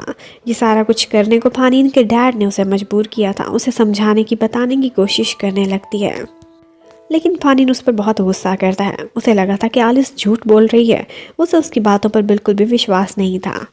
आलिस उससे रिक्वेस्ट करती है कि पिट को मेरी ज़रूरत है, मैंने 6 साल इसी तरह की तैयारी की है कि मैं पिट को संभाल सकूं, मुझ पर ट्रस्ट करने की कोशिश करो। उसके बाद घर जाकर भी फानीन इसी बारे में सोचने लगता है। उसे लगता था कि जो पिट की कंडीशन है उसे साइकोलॉजिस्ट की भी ज़रूरत है, और एक माँ से बढ़कर तो और कोई भी नहीं हो सकता। वो सीरियसली सोचने लगता है कि आलिस को मौका दे इस बारे में। तो वो आलिस से मिलने के लिए उसके घर पर जाता है। उस वक़्त वो अपने ज़ख्मों पर मेडिसिन लगा रही थी जो ज़ख्म उसे पिट ने दिए थे। मेडिसिन अप्लाई करने में थोड़ी मुश्किल थी, तो यहाँ पर फानीन आकर उसकी हेल्प करने लगता है, और उसकी बातों से आलिस को ऐसा लगा था कि जैसे वो वाकई सोच रहा है पिट की हेल्प करने में वो आलिस की मदद लेगा। पर उसी टाइम ऊपर से नॉन आ जाता है। उसके अचानक से अंदर आने पर फानीन को मिसअंडरस्टैंडिंग हो जाती है। उसे ऐसा लगता है कि या तो नॉन इसका हस्बैंड है या फिर ये दोनों लिविंग रिलेशनशिप में हैं। वो गुस्से में वहाँ से जाने लगता है और टॉन्ट भी करता हुआ जाता है कि अब इसी से ही अपनी मेडिसिन लगवा लेना। अब उसे समझाने के लिए फ़ौरन से आलिस उसके पीछे जाती है कि ये सिर्फ मेरा एक नेबर है, लेकिन फानीन को उस पर गुस्सा था। उसका बहुत नेगेटिव इंप्रेशन बन चुका था फानीन के सामने। पर आलिस को सिर्फ एक परवाह थी, फानीन ही था जो यस करेगा तो वो पिट के करीब आएगी।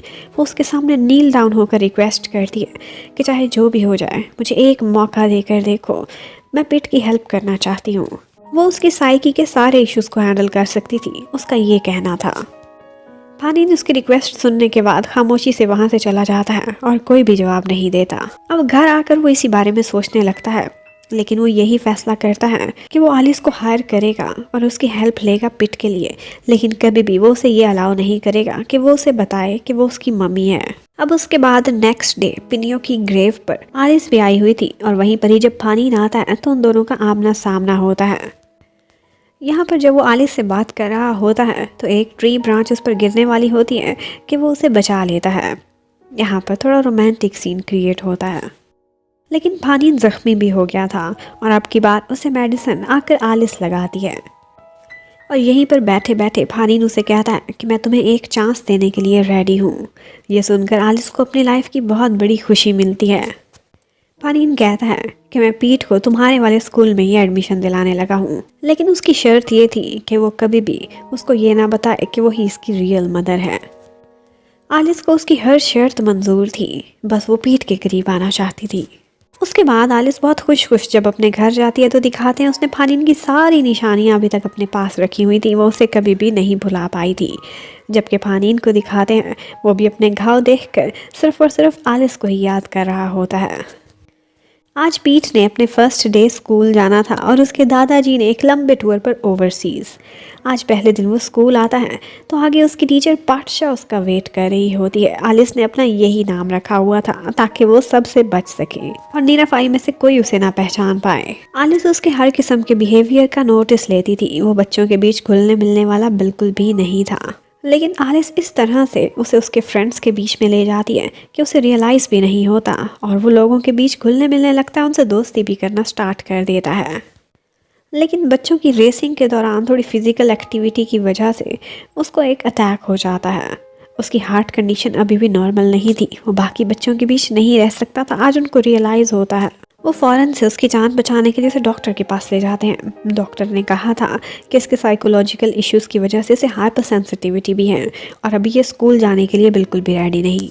उसे एक 24 आवर्स साइकोलॉजिस्ट चाहिए थी। यहाँ पर आलिस कहती है कि मैं अपनी जॉब छोड़ने के लिए तैयार हूँ, मैं सिर्फ और सिर्फ पीट का ख्याल रखूंगी, सारा दिन उसके साथ रहूंगी। उसे अपने कैरियर की भी कोई परवाह नहीं। वो फानीन को चैलेंज देती है कि मैं 6 महीने के अंदर अंदर इसे स्कूल के लिए बिल्कुल रेडी कर दूंगी, बस मुझे इसके साथ रहने दो, इसकी केयर टेकर के तौर पर। फानीन 1-2 दिन इसके बारे में सोचता है और उसके बाद उसे आकर कहता है कि 3 महीने, इससे ज़्यादा समय मेरे पास नहीं है क्योंकि उसके बाद डैड ओवरसीज से वापस आ जाएंगे। तो इतने दिन वो उसकी टीचर पाटशा के नाम से उसके साथ रहेगी, उसकी केयर टेकर बनकर। फानीन उसे अपने साथ अपनी गाड़ी में बिठाकर अपने घर लेकर जा रहा होता है। नॉन उनको इकट्ठे जाते हुए देखता है तो उसे भी मिसअंडरस्टैंडिंग होने लगती है। रास्ते में फानीन आलिस को बहुत बातें सुनाता है और कहता है कि तुम्हारे पास लास्ट चांस है खुद को प्रूफ करने का। मैंने पहले बहुत दफ़ा तुम पे ट्रस्ट किया है लेकिन तुमने खुद को साबित नहीं किया, इसलिए अब की दफ़ा करके दिखाओ। और इसके साथ ही ये पार्ट ख़त्म होता है। फानीन और आलिस अब एक ही घर में रहेंगे पीट का ख्याल रखने के लिए, तो क्या सिचुएशंस क्रिएट होंगी ये देखने के लिए स्टे कनेक्टेड। ये भी उसे कहता है कि मैं तुम्हारा बॉस हूँ और तुम मेरी एम्प्लॉई, अगर तुम ठीक से काम नहीं करोगी तो मैं इमीडिएटली तुम्हें फायर भी कर सकता हूँ। एक्चुअली ये सारा कुछ वो सिर्फ उसे सताने के लिए कर रहा था। उसके बाद वो आलिस का इंट्रोडक्शन टीचर पाटशा के नाम से हर किसी से घर में कराता है और पीट की तो उससे वैसे पहले भी बहुत दोस्ती हो गई थी, तो वो उसे देखकर बहुत खुश हो जाता है। लेकिन उधर नॉन को दिखाते हैं वो लिन के साथ लड़ने लगता है और कहता है कि मैं अभी के अभी जाकर आलिस को वापस लेकर आता हूँ। वो फानीन मुझे अच्छा लड़का नहीं लगता, लेकिन लिन उसे बहुत मुश्किल से रोकती है और समझाती है कि उसने इतना अरसा अपने बेटे से मिलने की कोशिश की, अब उसे मौका मिला है तो उसे दुख ना दो। पीट बाकी बच्चों से बहुत डिफरेंट था। उसका ज़्यादातर समय हॉस्पिटल में और ट्रीटमेंट कराते हुए ही गुजरा था, इसलिए उसे एरोप्लेन्स बहुत ज़्यादा पसंद थे क्योंकि एरोप्लेन्स में ही बैठकर वो घर वापस आया था। उसे हॉस्पिटल्स और डॉक्टर्स से नफरत हो गई थी। पीट को वेजेस बहुत बुरी लगती थी। वो वेजिटेबल्स देखकर चिल्लाने लगता है और अपना खाना छोड़कर जाने लगता है। यहाँ पर फानीन उसे काबू नहीं कर पाता, लेकिन उसकी हेल्प करती है आलिस, जो कि वेजिटेबल्स के नगेट्स बनाकर लेकर आती है, लेकिन एरोप्लेन की शक्ल के। उसने इतनी सारी एफर्ट की थी तो फल भी उसे मिलना चाहिए था। यहाँ पर वो बहुत खुश हो जाता है पीट और पहली दफ़ा टेस्ट करता है तो उसे वो बहुत पसंद आते हैं। फानीन भी हैरान था कि अगर उसके अलावा कोई पीट को हैंडल कर सकता है तो वो सिर्फ आलिस ही थी। वो खाए भी उन लोगों को चोरी चोरी देख रहा होता है और उसे शक हो जाता है उन दोनों की नज़रों से कि जैसे ये कुछ छुपा रहे हैं और ये पहले भी एक दूसरे को जानते हैं। वो सिर्फ एक टीचर नहीं है। इसीलिए वो एक दफ़ा बहाने बहाने से जाकर आलिस से किचन में बातें करने लगता है और उससे पूछता है कि उसका कोई बॉयफ्रेंड है या फैमिली है। आलिस उससे बिल्कुल शॉर्ट सी बात करती है और सिर्फ इतना ही बताती है कि उसके हस्बैंड की काफ़ी अर्सा पहले डेथ हो गई थी। अब पोखाए को उससे स्माइल करते हुए बातें करता देखकर फानीन जेलस होने लग जाता है और बाद में आकर वो आलिस पर ही गुस्सा निकालने लगता है। उससे कहता है कि आखिर तुम कब अपनी हरकतों से बाज आओगी, मेरी फैमिली का कोई एक लड़का तो तुम छोड़ दो। वो पहले ही बहुत नेगेटिव सोचता था आलिस के बारे में और आज भी उसे यही बातें कहता है कि तुम्हारी नेचर में शायद ऐसा है, इसीलिए तुम अब तक बिल्कुल भी नहीं बदली, इतने साल बीत गए। आलिस को इस सब की कोई परवाह नहीं थी। वो सोचती है जेलस होता है तो होता रहे, बल्कि और ज़्यादा हो जाए। पोखाए अपने सारे काम की रिपोर्टिंग फौरन से सीरी को देता है और बताता है कैसे एक टीचर पाठशाला आई हुई है और उसे ऐसा लग रहा है कि जैसे फानी इनका उससे कोई ना कोई रिलेशन ज़रूर है। वो जानबूझकर सीरी को जेलस करा रहा था। वो तो कभी भी नहीं चाहता था कि उन दोनों की आपस में बने। आलिस अब रोज़ाना पीट को रात को स्टोरी भी सुनाया करती थी और जब फानीन भी उनके साथ बैठा होता था तो बिल्कुल ऐसे ही लगता था कि जैसे मम्मी डैडी हैं और अपने बच्चे को सुलाने के लिए कोशिशें कर रहे हैं। अब आलिस के ट्रीटमेंट की वजह से आहिस्ता आहिस्ता उसने एप्पल्स भी खाने स्टार्ट कर दिए थे। अब अगले ही दिन सीरी भी जेलस होकर वहाँ पहुँच आती है और वो कुछ चॉकलेट्स गिफ्ट करती है आकर सीधे पीट को और उसे साइड पर भेजकर फिर पाठशाला से मिलती है। उसे पता था अच्छे से कि ये सिर्फ एक केयर टेकर है या टीचर है, लेकिन वो उसे बिल्कुल मुलाजमों की तरह से ट्रीट करने लगती है। लेकिन आगे से आलिस भी उसे सिखा देती है कि एक टीचर में और एक नौकर में क्या फ़र्क होता है। उसी समय पोखाए को दिखाते हैं वो आग लगाने का कोई मौका हाथ से नहीं जाने देता था। वो चॉकलेट्स के बारे में बात करता करता पीट को बताता है कि सीरी तुम्हारी नई मम्मा बनने वाली है, कि फानीन को तुम अंकल नहीं बल्कि डैड की तरह ही ट्रीट करते हो तो नई मम्मा को वेलकम करना। लेकिन उसे अच्छे से पता था कि ये मामा शब्द से कितनी नफरत करता है। पीट दौड़ता हुआ जाता है और जाकर सीरी से मिसबिहेव करने लगता है। कहता है कि तुम मेरी मॉम नहीं हो सकती, मुझे माँ शब्द से ही नफरत है, माँ बहुत बुरी होती है। उसे गुस्से में दौरा पड़ गया था। वो उसे कमरे में लेकर जाते हैं और फिर आलिस किसी तरह से उसे शांत कराती है। वो रोते हुए यही बता रहा था कि मेरी मम्मा बहुत बुरी है, वो मुझे छोड़कर चली गई, मैं बीमार था, मैं छोटा था, वीक था, लेकिन उन्होंने मेरा कोई ख्याल नहीं किया। आलिस ये सब सुनकर बहुत हर्ट हो रही थी। उसके अपने दिल में पेन हो रही थी, लेकिन वो अपने बेटे को चुप कराती है क्योंकि माँ के बारे में वो उसका बेटा इतना नेगेटिव सोचता था। उधर सीरी अब फानीन से कह रही होती है कि ठीक है, मैं तो पीट को एक्सेप्ट कर रही थी, लेकिन वो इतना पोजेसिव होगा कि तुम्हें तुम्हारी प्राइवेट लाइफ भी स्टार्ट नहीं करने देगा, ये मैंने नहीं सोचा था। अब फानीन को भी पता चल गया था कि आलिस ने क्या कुछ सुन लिया है और उसे बुरा भी लगा है। वो उसके सामने तो स्ट्रांग रहती है, लेकिन उसके बाद अपने कमरे में जाकर बहुत ज़्यादा रोती है। वो उसके रोने की आवाज़ें बाहर खड़ा सुन रहा था और आज पहली दफ़ा ऐसा लगता है कि जैसे फानीन को आलिस पर विश्वास हो ही जाएगा कि वो सच कह रही थी, उसकी मजबूरियाँ थी अपनी। अब कुछ दिनों बाद नॉन और लिन दोनों आलिस से मिलने के लिए वहाँ पर आते हैं। नॉन उसे अपनी एक हेल्प करने को कहता है क्योंकि उसके एक फ़ोटोग्राफी के प्रोजेक्ट में एक मॉडल की ज़रूरत थी। वो चाहता था कि ये मॉडल आलिस ही बने। वो उसे रिक्वेस्ट करने के लिए उसकी मिन्नतें कर रहा होता है मनाने की कोशिशों में, तो फानीन उनको देख लेता है और उसे ऐसा लगता है कि जैसे इन दोनों का रिलेशन है जो वो हमेशा से सोचा करता था। वो गुस्से में होता है और ये गुस्सा जो उसके फेस पर नज़र आता है ये पोखाए देख लेता है। पोखाए को समझ आ जाती है कि अब ज़रूर कोई गड़बड़ है, उसे कंफर्म हो गया था। वो फ़ौरन से सीरी को भी ये सब बता देता है। कहता है कि आज मुझे कंफर्म हो गया है वो तुम में बिल्कुल भी इंटरेस्टेड नहीं, सब कुछ वो टीचर पाठशाला के लिए कर रहा है, उसके लिए जेलस भी होता है। अब था तो कुछ ऐसा ही। अगले दिन फानीन पीट को यूज़ करते हुए आलिस को उसके फ्रेंड की तरफ जाने से रोक देता है और बल्कि उसको अपने साथ बीच पर चलने को कहता है जहाँ वो तीनों जा रहे थे। अब आलिस बच्चे को तो इनकार नहीं कर सकती थी, वो मान जाती है, लेकिन बाद में अकेले में उससे कहता है कि मैं तुम्हारा बॉस हूँ, तुम्हारी हिम्मत कैसे हुई मुझसे इजाज़त लिए बगैर तुम छुट्टी करने का सोच रही थी, किसी और के प्रोजेक्ट पर जा रही थी। अब उधर आलिस तो आई नहीं थी तो लिन को ही नॉन की मॉडल बनना पड़ता है, जो कि अच्छी बात है ताकि उनका भी बॉन्ड बने। उधर पीट और फानीन के साथ आलिस एक दूसरे शहर जाती है। वहाँ पर एक बीच की सैर करने उन्होंने जाना था। एक्चुअली ये वही शहर था जहाँ पर सबसे पहले उन दोनों की मुलाकात हुई थी। यहाँ पर एक दफ़ा फानीन चोरी चोरी देखता है कि जिस तरह से आलिस की और पीट की दोस्ती हो गई है और वो उसकी केयर कर रही है, ये सिर्फ एक मॉम ही कर सकती है और फैमिली कितनी इम्पॉर्टेंट होती है आज उसे रियलाइज़ होता है। अब जब वो लोग एक सैंड कैसल बना रहे होते हैं तो फानीन उसे याद कराता है कि फ़र्स्ट टाइम इसी जगह पर मैंने तुम्हारा सैंड कैसल तोड़ा था। पर आलिस इन बातों को बिल्कुल भी याद नहीं करना चाहती थी। इतने में वही नंबरदार वाले अंकल भी आ जाते हैं और वहाँ पर पीट को देखकर कहते हैं कि ये तुम दोनों का ही बेटा है ना, मैं तो पहली दफ़ा ही पहचान गया था, तुम दोनों के बीच ज़रूर कुछ चल रहा है, मेरी नज़रें धोखा नहीं खा सकती। अब फानीन उनकी हाँ में हाँ मिला देता है और उनको कोई भी बात क्लियर नहीं करता और ये बात आलिस को काफ़ी अजीब लगती है। उसके बाद बीच पर बैठे हुए उनकी पहली मुलाकात की बहुत सी पुरानी बातें फानीन आलिस को याद कराता रहता है। आलिस जानबूझकर नाटक करती है कि जैसे उसे कुछ भी याद नहीं, लेकिन यहाँ पर फानीन उससे कहता है मुझे तो एक एक चीज़ इतनी डिटेल से याद है कि जैसे ये सब कल ही हुआ हो, कई सालों पहले नहीं। अब अपना पूरा दिन बिताने के बाद रात को वो लोग घर वापस लौटते हैं। पुखाई भी उनको देख रहा होता है, उनके पीछे पीछे जाता है। उसी समय लाइट चली जाती है और बादल गरजते हैं। पीठ डर जाता है और वो ज़बरदस्ती उन दोनों को हक करने को कहता है। उसी समय पुखाई आकर ये सीन देख लेता है और ये देखकर तो उसके दिल में ठंड ही पड़ गई थी। अब उसने पहला सबूत देख लिया था कि इनके बीच कुछ तो चल रहा है। अब अगली सुबह दिखाते हैं कि आलिस आहिस्ता आहिस्ता से पीट के बिहेवियर को ठीक करने की कोशिश कर रही होती है। उसे समझाती है कि जैसे तुम गुस्सा करते हो वैसे ही अगर कोई और गुस्सा करे तो तुम्हें बुरा लगता है ना, इसी तरह से दूसरों को भी बुरा फील होता है। फानीन ने भी नोटिस किया था कि पीट के रवैये में बदलाव आ रहा है और वो दोनों फैसला करते हैं कि पीट के फ्यूचर की खातिर वो दोनों हाथ मिलाएंगे। पीट का अंकल और पीट की टीचर, जो कि असल रिश्ते बिल्कुल भी नहीं थे।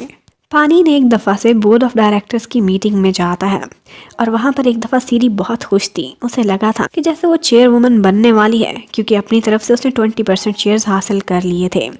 लेकिन जब उसे पता चलता है कि फानीन ने सारी ही गेम बदल दी है, अपने भाई और अपने डैड के शेयर्स अपने हिस्से में डालकर वो 35% का मालिक है और उसकी सीट को कोई भी नहीं हिला सकता। फानीन को सीरी पर शक जरूर हुआ था, लेकिन वो आगे से ऐसे ही कहती है कि तुम तब अब्रॉड थे और थोड़ी सी कंपनी मुश्किलों में थी, इसलिए मुझे कुछ शेयर्स खरीदने पड़े, मेरी इंटेंशंस गलत नहीं थी।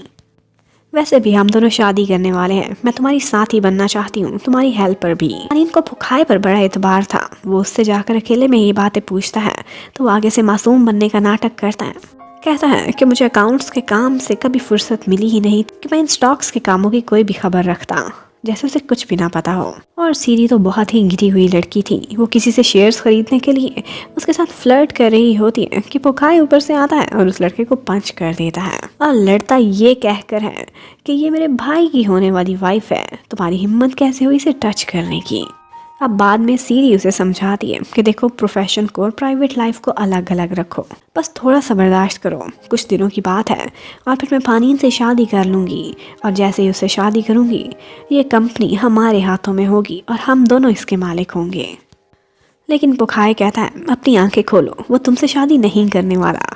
अब जब सीरी को सारा कुछ पता चलता है कि वो पार्चा में इंटरेस्टेड है तो वो अगले ही दिन जाकर उससे लड़ने लगती है, थप्पड़ भी मारती है और उसके जवाब में आलिस भी रेजिस्ट करती है। उनकी कैट फाइट के बीच में फानीन आता है और ये मामला इस तरह से ख़त्म होता है जब आलिस कहती है कि मैं यहाँ पर स्टे नहीं करूँगी, बल्कि स्कूल टाइमिंग्स की तरह से ही रोज़ आया करूँगी पीट को पढ़ाने के लिए। वरना सीरी को तो इतना गुस्सा आ गया था कि उसने यहाँ तक कहा था कि फानीन या तो उसे चूज़ कर ले या फिर उसके बैंक की तरफ से दिया हुआ सारा लोन मार्केट रेट के इंटरेस्ट के अकॉर्डिंग उसे वापस करे। अब इस सब के बाद फानीन को इतना तो अंदाज़ा हो गया था कि सीरी की इंटेंशंस बिल्कुल भी अच्छी नहीं है। वो सीरी की जगह एक और इन्वेस्टर को तलाश करना स्टार्ट कर देता है जो उसे लग रहा था कि उसकी हेल्प कर सकता है, लेकिन सीरी ने भी उस पर नज़र रखवाई हुई थी। वो ये सारे इश्यूज़ पर डिस्कशन अपने डैड के साथ अब्रॉड में करती रहती है और उन दोनों ने यही फैसला किया था कि अगर वो लोग नीरा भाई कंपनी को हथियाना चाहते हैं तो जल्दी से जल्दी सीरी की शादी फानीन से करनी ही पड़ेगी और इसीलिए वो एक और नया चक्कर चलाते हैं। सीरी अपनी मर्जी की एक न्यूज़पेपर में छपवाती है और वो यही थी कि कितने सालों के वादे के बावजूद भी वो लोग सीरी को दुल्हन नहीं बना रहे हैं। इतने साल बीत गए, उनकी एंगेजमेंट अनाउंस हुई थी लेकिन उसके बाद कोई न्यूज़ नहीं। यहाँ पर सीरी को ही बदनाम किया जा रहा था। ये बात जब उसके डैड देखते हैं तो जानबूझकर फानीन के डैड को ब्लैकमेल करने लगते हैं कि अब बात मेरी बेटी की इज्जत पर आ गई है, इसलिए जल्दी से जल्दी इन दोनों की वेडिंग कराओ। अब फानीन के डैड भी मजबूर हो गए थे, वो ब्लैकमेल होकर फानीन को फ़ोन करते हैं, लेकिन फानीन इन दी एंड उनसे यही कहता है कि शादी का तो सवाल भी पैदा नहीं होता, लेकिन मैं एंगेजमेंट ज़रूर कर सकता हूँ, क्योंकि उसे लगता था तब तक वो कोई और सोल्यूशन निकाल लेगा। अब वो जाकर सीरी से बात करता है, लेकिन सीरी को गुस्सा आ जाता है कि वो क्यों दोबारा से टाइम मांग रहा है। वो दोनों बहुत अरसे से एक दूसरे को जानते थे, लेकिन ये शादी की साइड पर आता ही नहीं था। इन दी एंड सीरी यही कहती है, ठीक है एंगेजमेंट सही, लेकिन तब तक मैं तुम्हारे घर में रहूंगी जब तक तुम मुझसे शादी नहीं कर लेते। अब सीरी जाकर यही न्यूज़ आलिस को सुनाती है कि मैं यहाँ पर ठहरने के लिए आई हूँ और हम दोनों की इंगेजमेंट होने वाली है। वो उसे बहुत बुरा भला भी कहती है, इसके साथ निकल जाने को भी कह देती है। ये सारा कुछ पीट सुन लेता है और वो आकर सीरी से लड़ना स्टार्ट कर देता है, क्योंकि वो टीचर पाटचा की इंसल्ट कभी भी बर्दाश्त नहीं कर सकता था। अब थोड़ी देर बाद सीरी का बुरा हाल हुआ था। फानीन थोड़ा तो शर्मिंदा था, लेकिन उसने बीच बचाव करा दिया था। इस इशू को ख़त्म करने के बाद वो अकेले में आलिस को इतना ही कहता है कि ये मेरी मजबूरी है, लेकिन मैं तुम्हें सच बता रहा हूँ, इससे मेरा शादी का कोई इरादा नहीं। एंगेजमेंट में मजबूरी की हालत में करने वाला हूँ। इससे पहले कि आलिस कोई जवाब देती, वो लोग ऊपर जाते हैं, क्योंकि पीट परेशान था और बार बार यही पूछ रहा था कि सीरी यहाँ क्यों रहने के लिए आई है। उसे वो बिल्कुल भी अच्छी नहीं लगती थी। वो जब उसे समझा रहे होते हैं तो उनकी बातें बाहर खड़ी सीरी भी सुन लेती है और सीरी जाकर उसका सारा गुस्सा निकालती है पाटचा की पेंटिंग्स पर। आज इसका बहुत सारा आर्ट वर्क उनकी लाइब्रेरी में पड़ा हुआ था। वो जाती है और वही सारा कुछ बर्बाद करना स्टार्ट कर देती है। उसका इतना सामान ख़राब करती है और इन दी एंड यही कहती है कि अच्छा है फिर ये यहाँ से निकल जाए, दफ़ा हो जाए।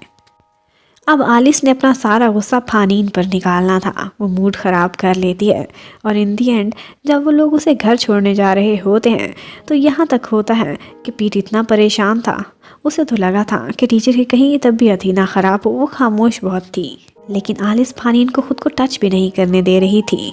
फानीन ऐसे ही खुद को गिल्टी फील करता रहता है और उसके नखरे उठाने के लिए उसके पीछे पीछे जाता है, लिन को पीठ के पास छोड़कर अकेले में बात करने के लिए। वो उसे ये सारा कुछ एक्सप्लेन करने लगता है। सीरी की तरफ से वो बहुत शर्मिंदा था, लेकिन आलिस साफ लग रहा था कि बहुत जेलस हो रही है उन दोनों की होने वाली इंगेजमेंट की तरफ से, और ये बात फानीन ने भी फील की थी।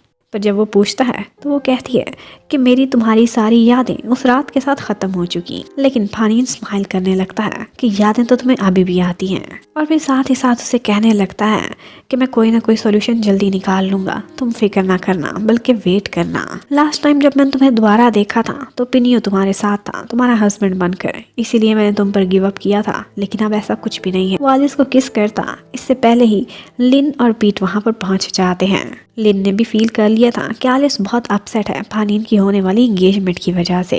वो उसे मशवरा देती है कि ये सारा कुछ जाकर सबको बता दो कि पीट का असली फादर फानीन ही है, इस तरह से इंगेजमेंट नहीं होगी। लेकिन आलिस नहीं मानती। अब उसे ड्रॉप करने के बाद सीरी के कहने पर सारे मीडिया के सामने वो लोग अपनी इंगेजमेंट अनाउंस करते हैं।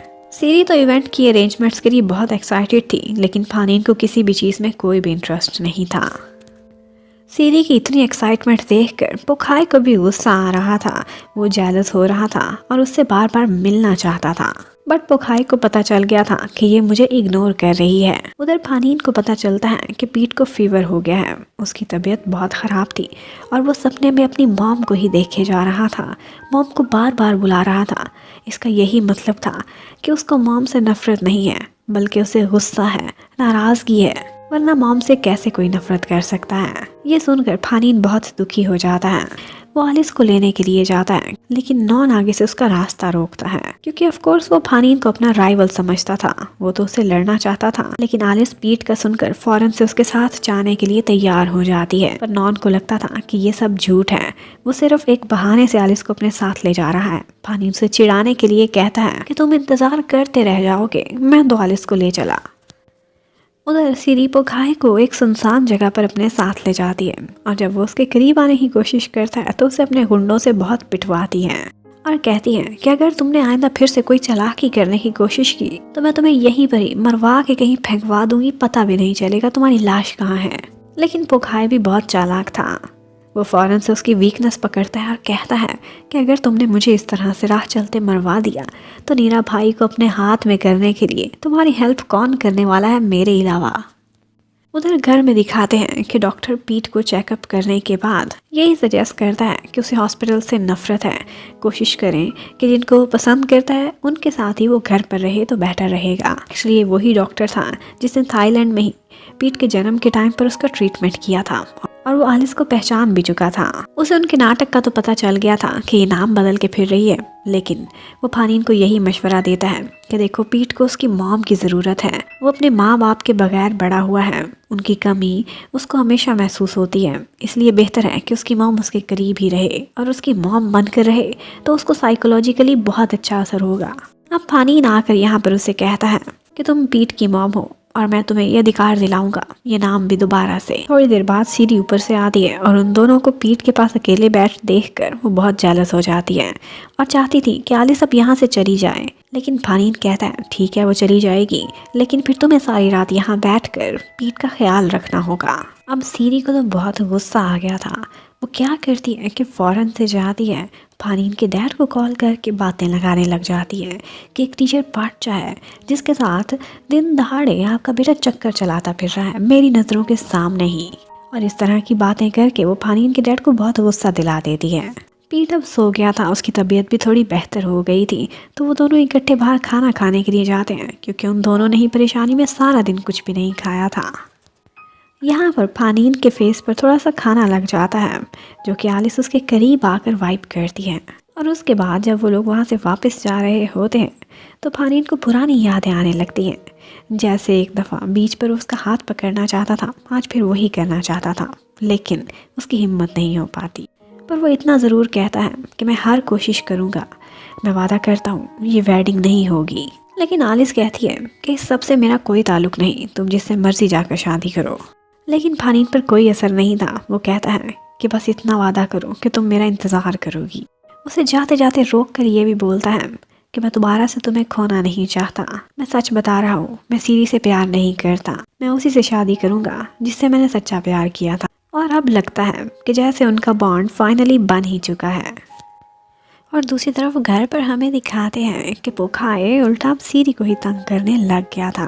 चोरी छुपे उसके कमरे में घुसता है और कहता है तुमने मुझे मरवाने की कोशिश की थी, मुझे धमकियाँ दी थी, तो आज ये भी सुन लो, मेरी तो कोई वैल्यू नहीं, लेकिन अगर तुम्हारी खबर आउट हो गई कि तुम्हारा पहले से ही मेरे साथ चक्कर चल रहा है तो तुम्हारी कोई इज्जत नहीं बचेगी। और इसी बात से ब्लैकमेल करते हुए उसका यूज़ करने लगता है। लेकिन उन दोनों की किस्मत ख़राब थी। यहाँ पर आलिस उन दोनों को देख लेती है। जिस वक़्त पोखाए सीरी के कमरे से बाहर निकलता है तो उसे अंदाज़ा हो जाता है उनकी बातों से कि इनका अफेयर चल रहा है। आलिस जान चुकी है जो भी राज है सीरी का और पोखाए का। अभी वो तो बिल्कुल खामोश थी, लेकिन एक दफ़ा सीरी ही उसे तंग करने लगती है और उसकी इंसल्ट करना स्टार्ट कर देती है। आगे से आलिस कहती है कि तुम्हारा क्या ख्याल है, अगर तुम्हारे अफेयर के बारे में सबको पता चल जाए तो सब क्या सोचेंगे? तुम मेरी क्या इंसल्ट करोगी जब तुम एक भाई से शादी कर रही हो और दूसरे से चक्कर चलाया हुआ है? लेकिन सीरी का आगे से कॉन्फिडेंस लेवल ही बहुत हाई था। वो कहती है कि तुमने जाना है, जाओ फानीन के डैड को बता दो, लेकिन वो 2 कौड़ी की टीचर का बिलीव करेंगे या फिर अपनी क्रेडिटर का जिसने उन्हें कर्जा दिया हुआ है। और वैसे भी साथ में ये भी कहती है कि एक भाई पहले ही मर चुका है, 2 भाई जो आपस में हैं उनकी भी सारी ज़िंदगी आपस में बात भी कभी नहीं होगी। अब ये बात सुनने के बाद एक दफ़ा तो आलिस खामोश हो जाती है।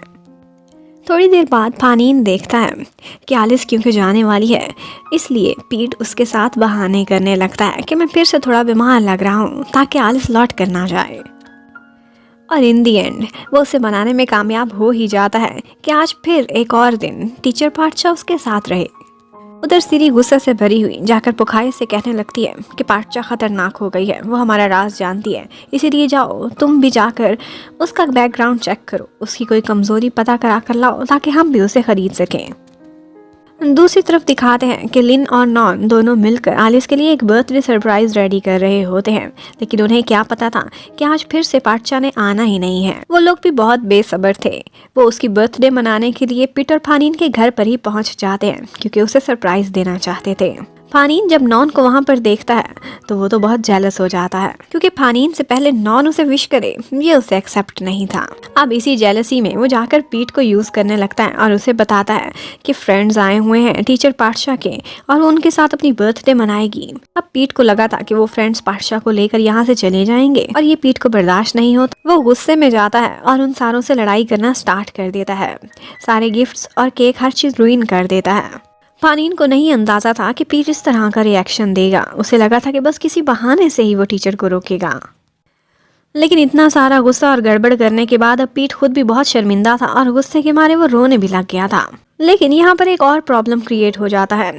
नॉन और फानीन दोनों आपस में लड़ना स्टार्ट कर देते हैं, क्योंकि नॉन को ऐसा लगता था कि फानीन ने सिर्फ पीट के बहाने ही आलिस को अपने साथ ठहराया हुआ है। अब वो गर्ल्स किसी तरह से उनका झगड़ा तो खत्म कराते हैं, लेकिन पोखाई ने ये सारा कुछ सुन लिया था। पीट अब जाता है और टीचर से बहुत माफी मांगता है। उसे बहुत अफसोस हुआ था क्योंकि उसने मिसबिहेव किया था। अब एटलीस्ट उसे अपनी गलतियों का तो अंदाजा होने लगा था। उसके बिहेवियर में काफी बदलाव आ चुका है। आलिस भी उसे फौरन से माफ कर देती है, लेकिन अब उसे घर वापस जाना होगा।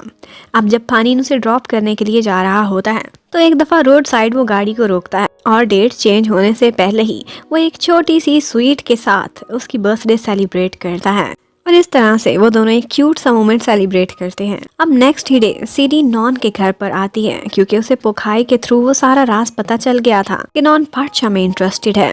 वो उसे ऑफर देती है कि तुम एक फोटोग्राफर हो। उसे इनवाइट करती है कि मेरे एंगेजमेंट इवेंट को तुम ही फोटोग्राफी करोगे। अब सीडी ने घर पर इतना तमाशा बनाया हुआ था तो पीट ने फैसला किया था कि वो रोजाना आया करेगा टीचर आलिस के घर पर। अब वो रोजाना वहाँ पर आता था, बहुत कुछ सीखता था, आर्ट वर्क भी किया करता था। अब एक दफा वो लिन के साथ साइड पर जाता है तो पीछे फानीन और आलिस दोनों अकेले होते हैं। यहाँ पर थोड़ा सा कलर आलिस की आईज में चला जाता है तो फानीन उसकी हेल्प करता है वो रिमूव करने में। और यहीं पर ही एक मोमेंट ऐसा आता है कि उनकी किस होने वाली होती है कि ऊपर से नॉन पहुंच जाता है, फानीन से फाइट करने लगता है। वो दोनों बहुत लड़ते हैं और नॉन गुस्से में आलिस से भी लड़ना स्टार्ट कर देता है, क्योंकि वो फानीन को प्रोटेक्ट कर रही थी। नॉन आलिस से कहता है कि तुम्हें कुछ तो शर्म करनी चाहिए। तुम भूल गई हो कि पीट किसका बेटा है। तुम पिनियों के साथ हुआ करती थी और अब उसके मरने के बाद तुम उसी के ही बड़े भाई के साथ अपनी लाइफ स्टार्ट करना चाहती हो। तुम्हें कोई इंसल्ट फील नहीं होती कि पहले ही उसके डैड ने तुम्हें स्वीकार भी नहीं किया था। अब ये सब होने के बाद फानीन बहुत अपसेट हो गया था। उसे मजबूरी में सीरी से एंगेजमेंट करनी पड़ रही थी, लेकिन असल में तो वो आलिस को लाइक करता था और सारी दुनिया के सामने वो उसे प्रपोज भी करना चाहता था, अपना लाइफ पार्टनर बनाना चाहता था। लेकिन मजबूरियों की जंजीरों ने उसके पैर जकड़े हुए थे। उसे समझ नहीं आती थी कि अपना बिजनेस बचाए या फिर अपनी पर्सनल लाइफ, अपनी दिल की दुनिया। आज रात वो खाए को सीरी के कमरे से निकलते हुए कोई और भी देख लेता है और वो होती है उसकी अपनी मामा, जिनको पहले तो मिनी हार्ट अटैक होता है और उसके बाद वो आकर सबसे पहले उसे एक थप्पड़ लगाती हैं और कहती हैं कि ये तुम क्या कर रहे हो, वो तुम्हारे भाई की अमानत है। और फिर इसके बाद वो उसे बहुत बड़ा भाषण सुनाती हैं, एथिकल बातें सिखाने लगती हैं और बताती हैं कि हम लोगों को यहाँ पर किस तरह से रहना चाहिए। वो बेचारी बहुत सीधी सादी सी थी और पोखाए उनको शांत कराने के लिए कह देता है कि ठीक है, अब से आप जैसा कहेंगी मैं बिल्कुल वैसा ही करूँगा। पीट के थोड़े हेल्थ इश्यूज आ गए थे तो आज फिर से उसे देखने के लिए पाठशाह उन्हीं के घर पर आती है। फानीन वहाँ पर आलिस को उसके नाम से पुकारता है, उसे थैंक्स कर रहा होता है कि यहाँ पर पोखाए की मामा ये सारा कुछ सुन लेती हैं और उनको ये नाम अच्छे से पता था। इतने में वो विंडो से देखती हैं कि फानीन के डैड अपने टाइम से पहले ही वापस आ गए हैं, तो वो उन दोनों को अलर्ट कर देती हैं और वहाँ से ही भागम भागी स्टार्ट हो जाती है। डैड को बड़ा गुस्सा था। सबसे पहले वो टीचर पाठशाह से मिलना चाहते थे और साथ ही साथ फानीन से भी, लेकिन वो दोनों तो गायब थे। अब अंकल उनको ढूंढते रह जाते हैं और वो दोनों हर दूसरी जगह से गायब हो जाते हैं। एक पॉइंट ऐसा आता है कि सीरी उन दोनों को पकड़ने ही वाली होती है, लेकिन यहाँ पर वही पोखाए की मामा आंटी आकर उनको बचा देती हैं और बहाना करती हैं कि अगर ये विंडो खोली तो ये खराब है, इसी पर ही गिर जाएगी। और मौका पाते ही आलिस वहां से भाग जाती है। अब उसके बाद डैड फौरन से फानीन को डांटना स्टार्ट कर देते हैं सीरी के सामने। अब सीरी तो बहुत ही खुश थी क्योंकि डैड आ चुके थे, फानीन अब कंट्रोल में रहेगा। उसके बाद उनकी एंगेजमेंट का दिन आ जाता है। सीरी बहुत अच्छे से तैयार हुई थी, बहुत सारे गेस्ट्स भी आए हुए होते हैं, लेकिन आंटी यहाँ पर देखती हैं कि पाठशाह यानी कि आलिस का बैग वहीं पर ही रह गया था और उसमें उसका आईडी कार्ड भी था, जिसके थ्रू सारे लोग उसका असली नाम भी जान सकते थे। आलिस बहुत परेशान थी। वो कॉल करके बताने की भी कोशिश करती है, लेकिन फोन ही आगे से फानीन के डैड ने उठाया था। अब वो रिस्क लेती हुई उसके घर के बाहर भी पहुंच जाती है। सारे लोग लॉन में मसरूफ थे तो वो किसी तरह से घर के अंदर घुस जाती है और फिर अंदर ही अंदर अपने बैग तलाश करने में लगी होती है।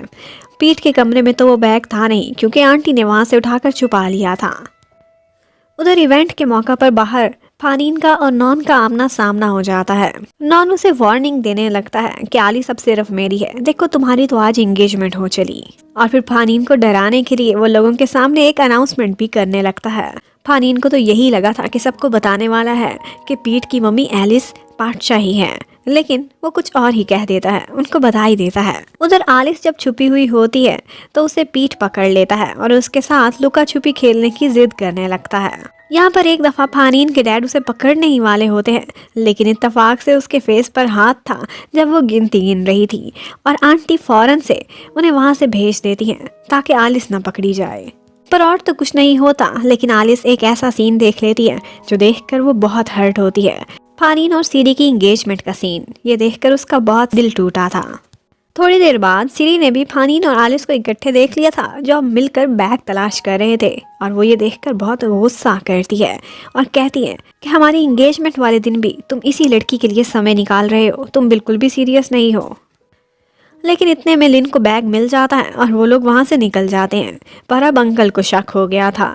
वो उस लड़की का पीछा करने लगते हैं जो पाटचा यहाँ पर आई थी। उन्हें लगता था कि ये आलिस ही होगी।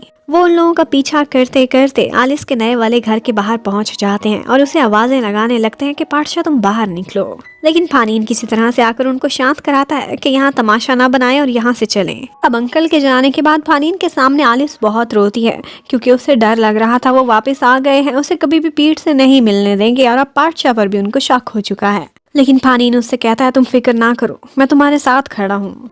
अब अंकल भी आ चुके थे और एंगेजमेंट भी हो गई थी, तो सीरी सोचती है कि अब वो अपने घर शिफ्ट हो ही जाए।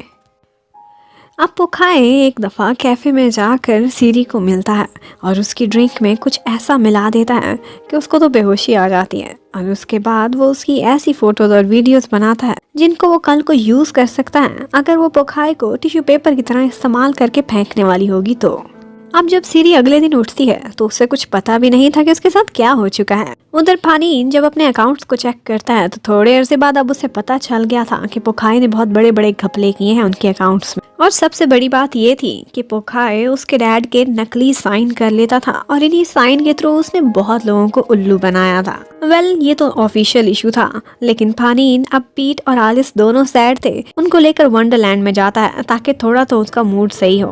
वो एक्चुअली चाहता था कि आलिस अपनी टेंशन भुला सके, लेकिन उसे ये टेंशन खत्म ही नहीं हो रही थी कि जब कल को पीठ को पता चलेगा कि मैं ही उसकी मम्मी हूँ तो वो टीचर पाटशा से भी नफरत करने लगेगा। इतने में कोई आता है और आलिस का बैग छीनकर भाग जाता है।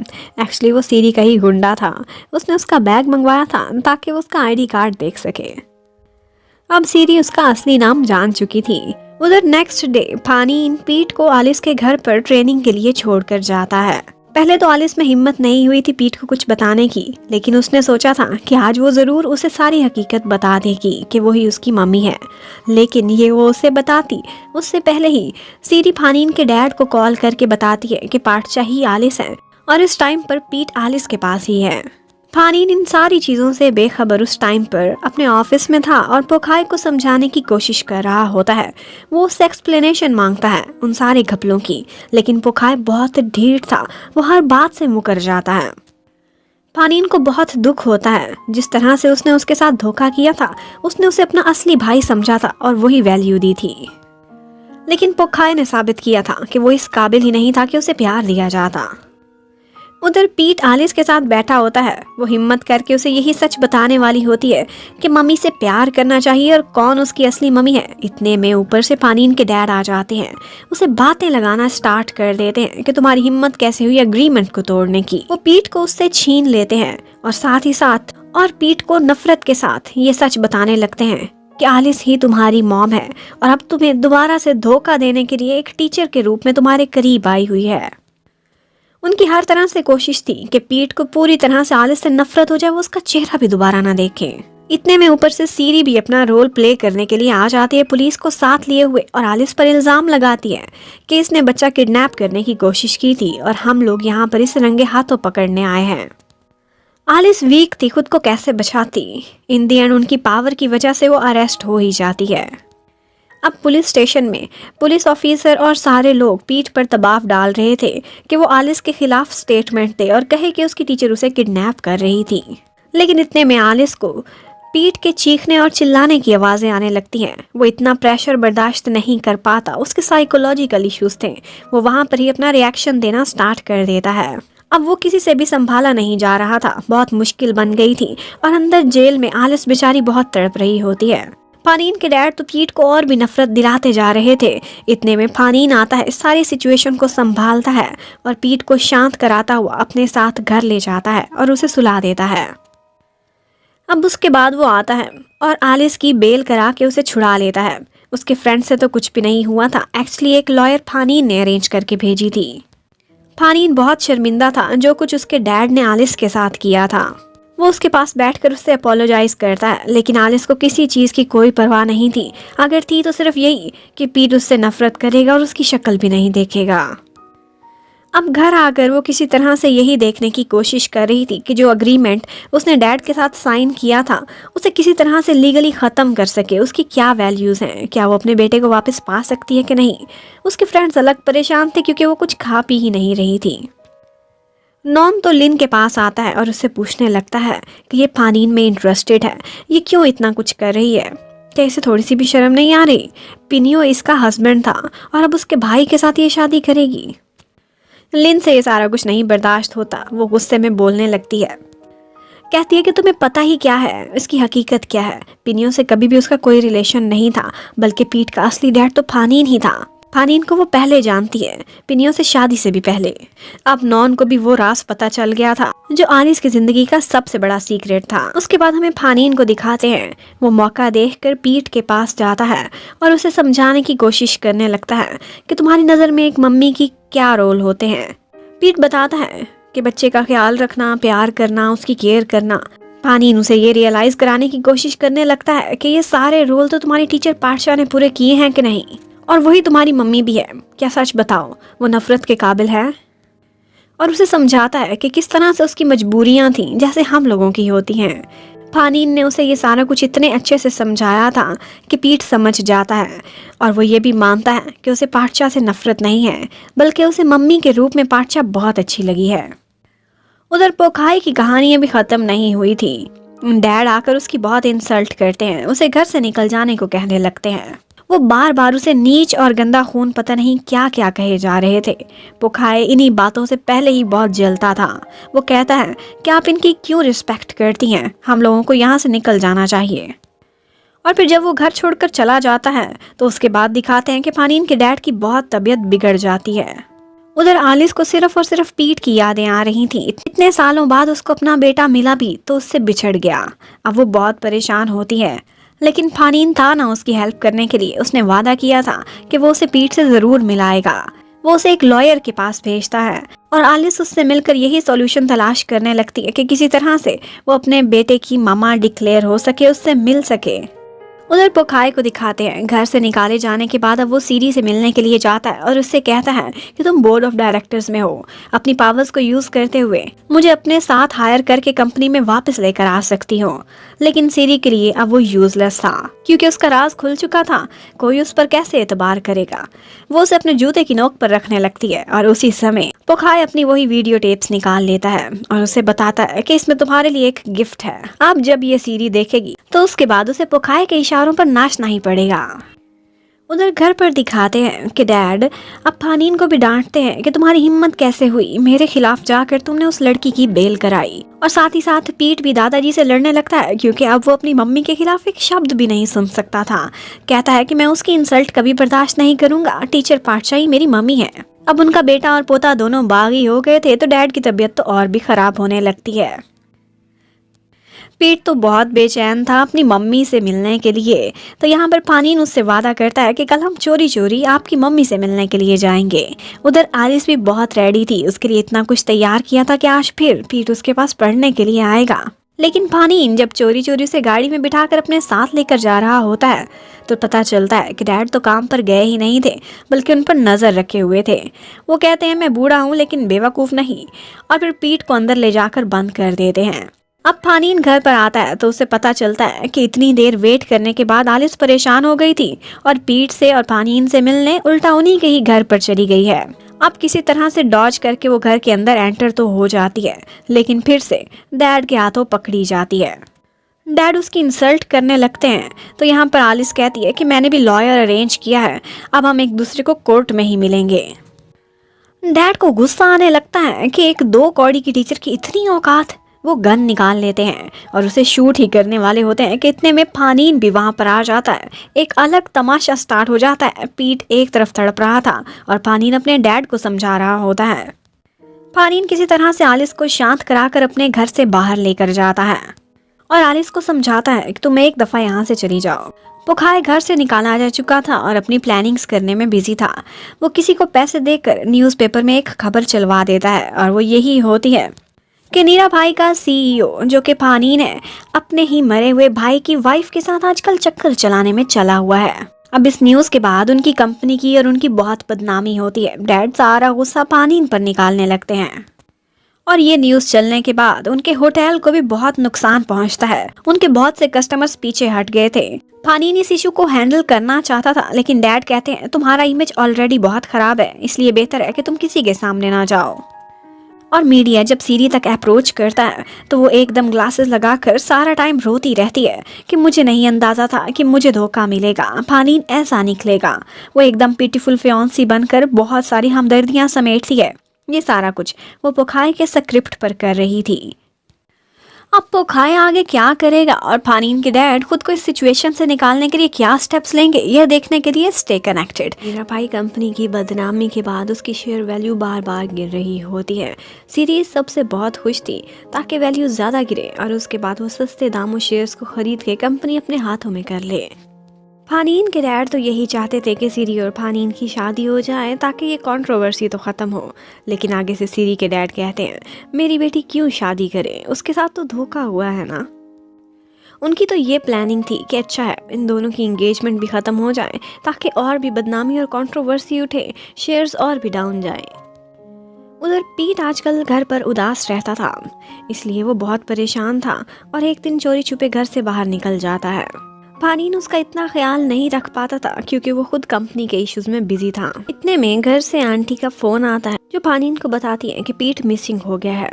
ये सुनकर तो फानीन बहुत परेशान हो जाता है और ऑफिस की परेशानियां छोड़ पीट की तलाश में निकलने लगता है। उसे लगा था कि वो आलिस की तरफ गया होगा, लेकिन उसे तो आलिस के घर का रास्ता भी नहीं आता था। अब वो दोनों परेशान होकर सड़कों पर जाकर उसे तलाश करना स्टार्ट कर देते हैं।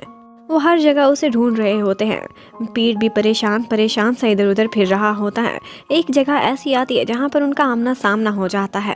पीट उन्हें देखकर इतना खुश होता है कि वो बिना इर्द गिर्द देखे सड़क पार करने लगता है और इतने में एक गाड़ी उसे टकरा जाती है और पीट को हॉस्पिटल ले जाना पड़ता है।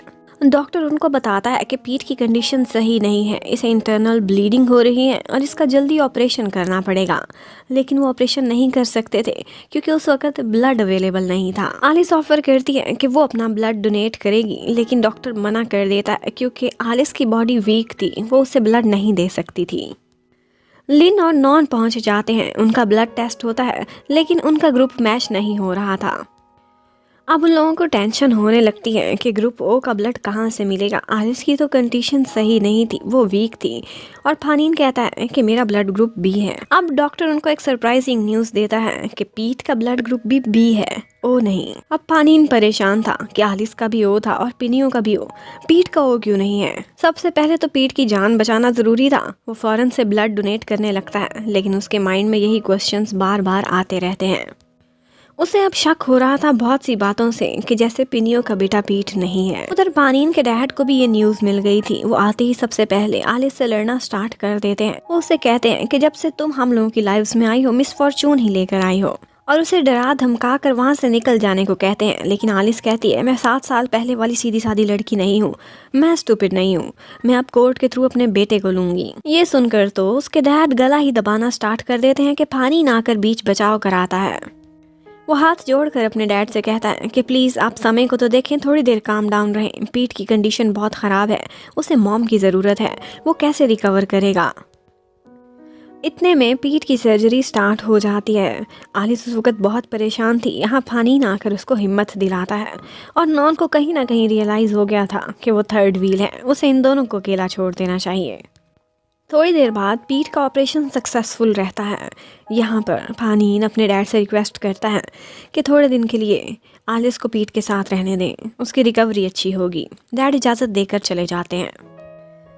नॉन सोचता है कि उसे फानीन के दिल की कंडीशन पता करनी चाहिए। वो जानबूझकर उससे कहने लगता है कि तुम्हारा क्या ख्याल है, सीरी को तुम ओपन वाइफ बनाओगे और साथ साथ आलिस को मिस्ट्रेस रखना चाहते हो ना। मिस्ट्रेस का शब्द आलिस के लिए सुनकर फानीन उसे एक थप्पड़ लगा देता है और उससे कहता है कि अगर मैंने ज़िंदगी में किसी से भी प्यार किया है तो वो सिर्फ़ और सिर्फ आलिस है। उसके लिए ऐसे डाउन वर्ड्स मैं नहीं सुन सकता। मैं शादी सिर्फ उसी से करूँगा, सीरी से कभी नहीं। नॉन ये कहता हुआ चला जाता है, अपना वादा ज़रूर निभाना। सारा कुछ आलिस ने भी सुन लिया था। अब पीट के रिकवर करने के बाद फानीन आलिस से अकेले में जाकर एक बात करना चाहता था। उससे पूछता है, सच सच बताओ, पीट मेरा बेटा है ना?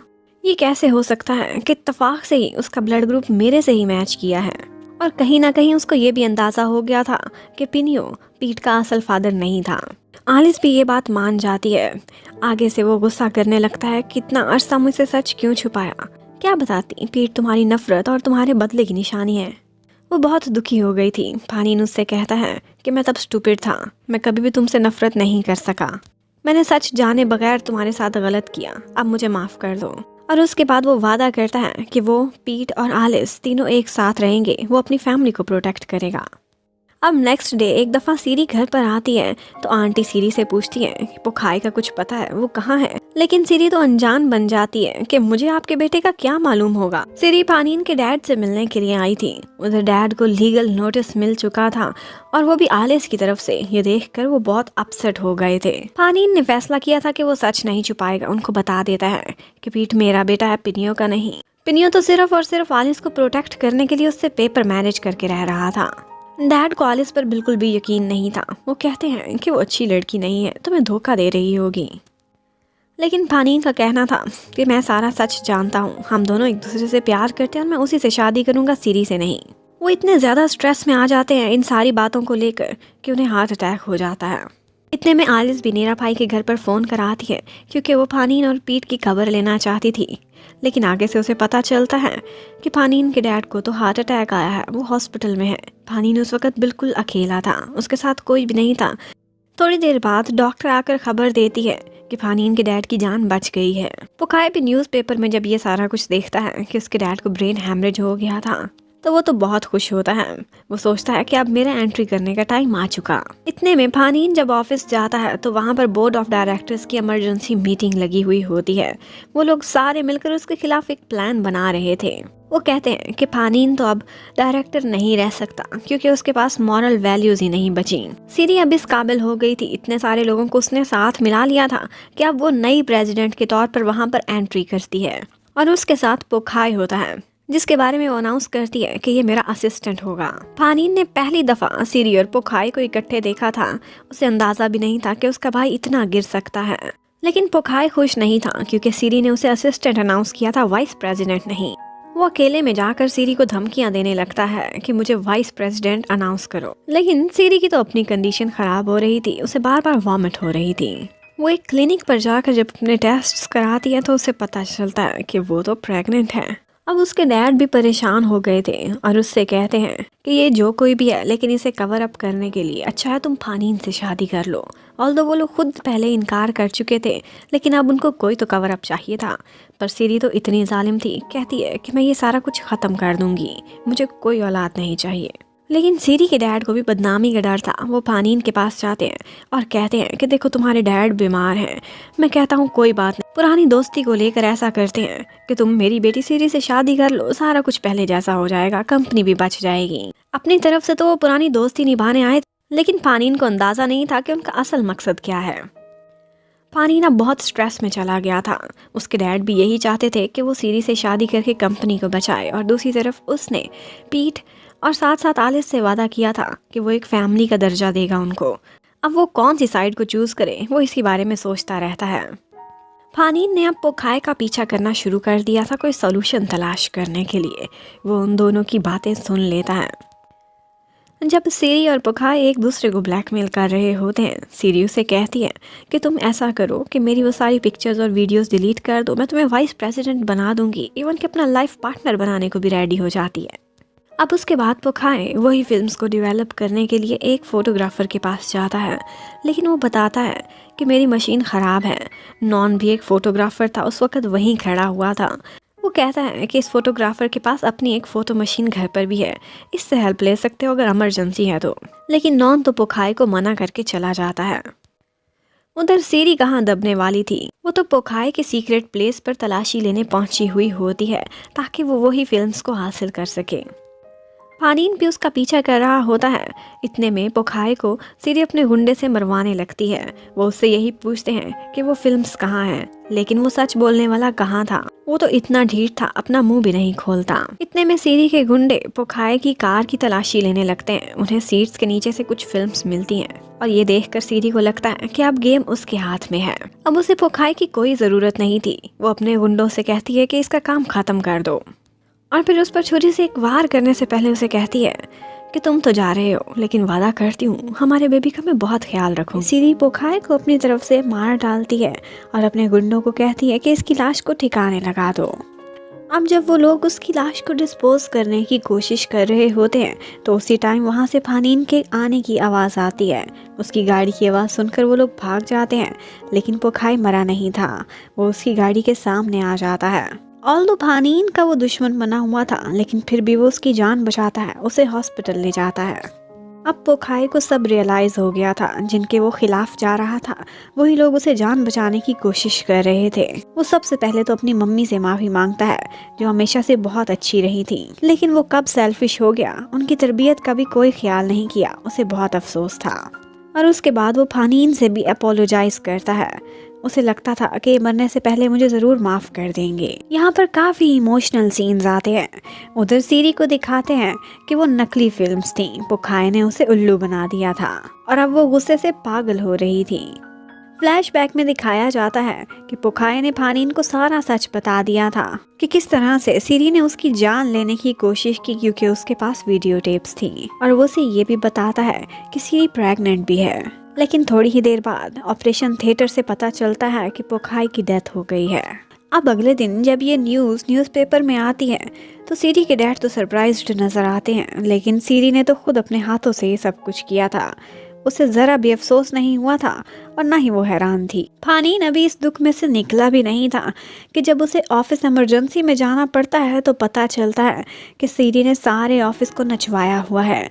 उनके सारे पुराने एम्प्लॉयज़ को वो निकाले जा रही है और प्रेसिडेंट होने की पावर्स को ज़्यादा ही इस्तेमाल कर रही है। वो फानीन को कहती है कि तुम कल ही मीडिया को बुलाओ और सबके सामने अनाउंस करो कि नीरा भाई का अगला प्रेसिडेंट कौन है। एक्चुअली ये सारा कुछ करा के वो फानीन को नीचा दिखाना चाहती थी और अपनी विक्ट्री दुनिया के सामने डिक्लेयर करना चाहती थी। फानीन अब टेंशन में आलिस के पास जाता है। उसके फ्रेंड्स भी वहाँ पर होते हैं। वो सारी की सारी सिचुएशन उनको क्लियर कर देता है। नॉन और लिन भी उनकी हेल्प करने का फैसला करते हैं, बल्कि हर तरह से वो फानीन का साथ देंगे। नॉन को पता था कि वो वीडियो फिल्म्स लेकर कौन से फोटोग्राफर के पास गया है।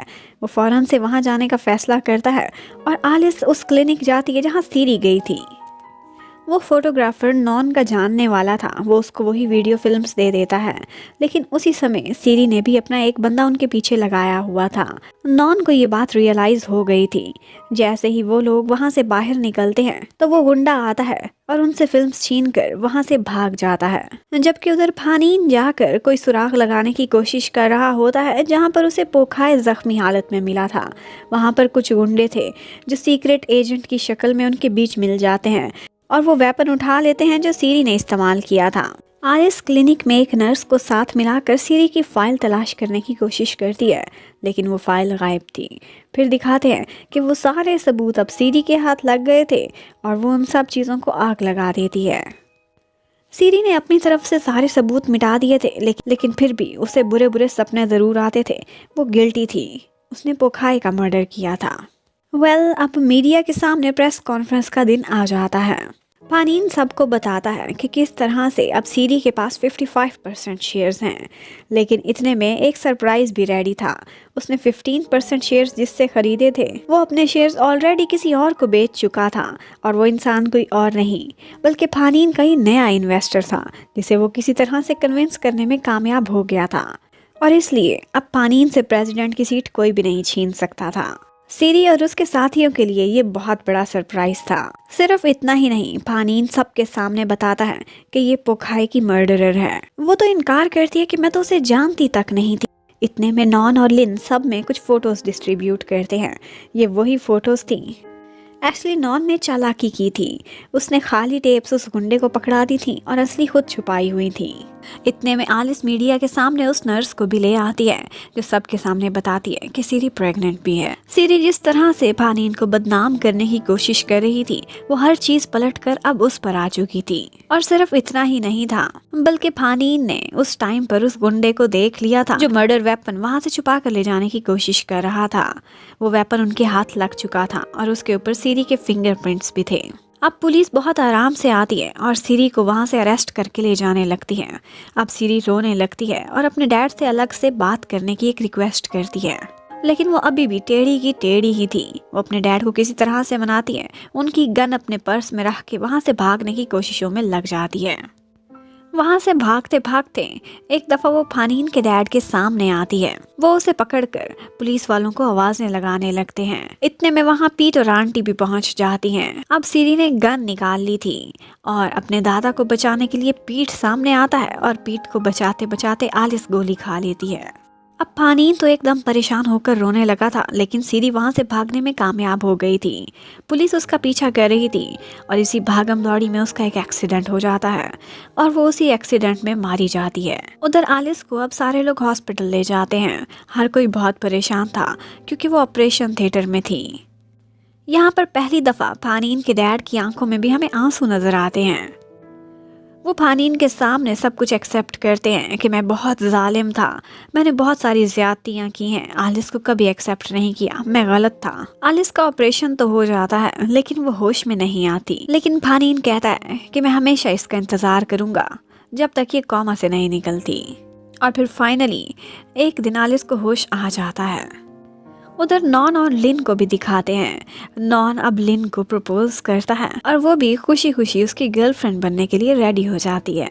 जब आलिस को हॉस्पिटल से डिस्चार्ज किया जाता है तो वो सीधा उसे नीरा भाई के घर लेकर आता है। आलिस सरप्राइज थी, लेकिन एक्चुअली पानीन के डैड ने उसे इस घर की बहू के तौर पर स्वीकार कर ही लिया था।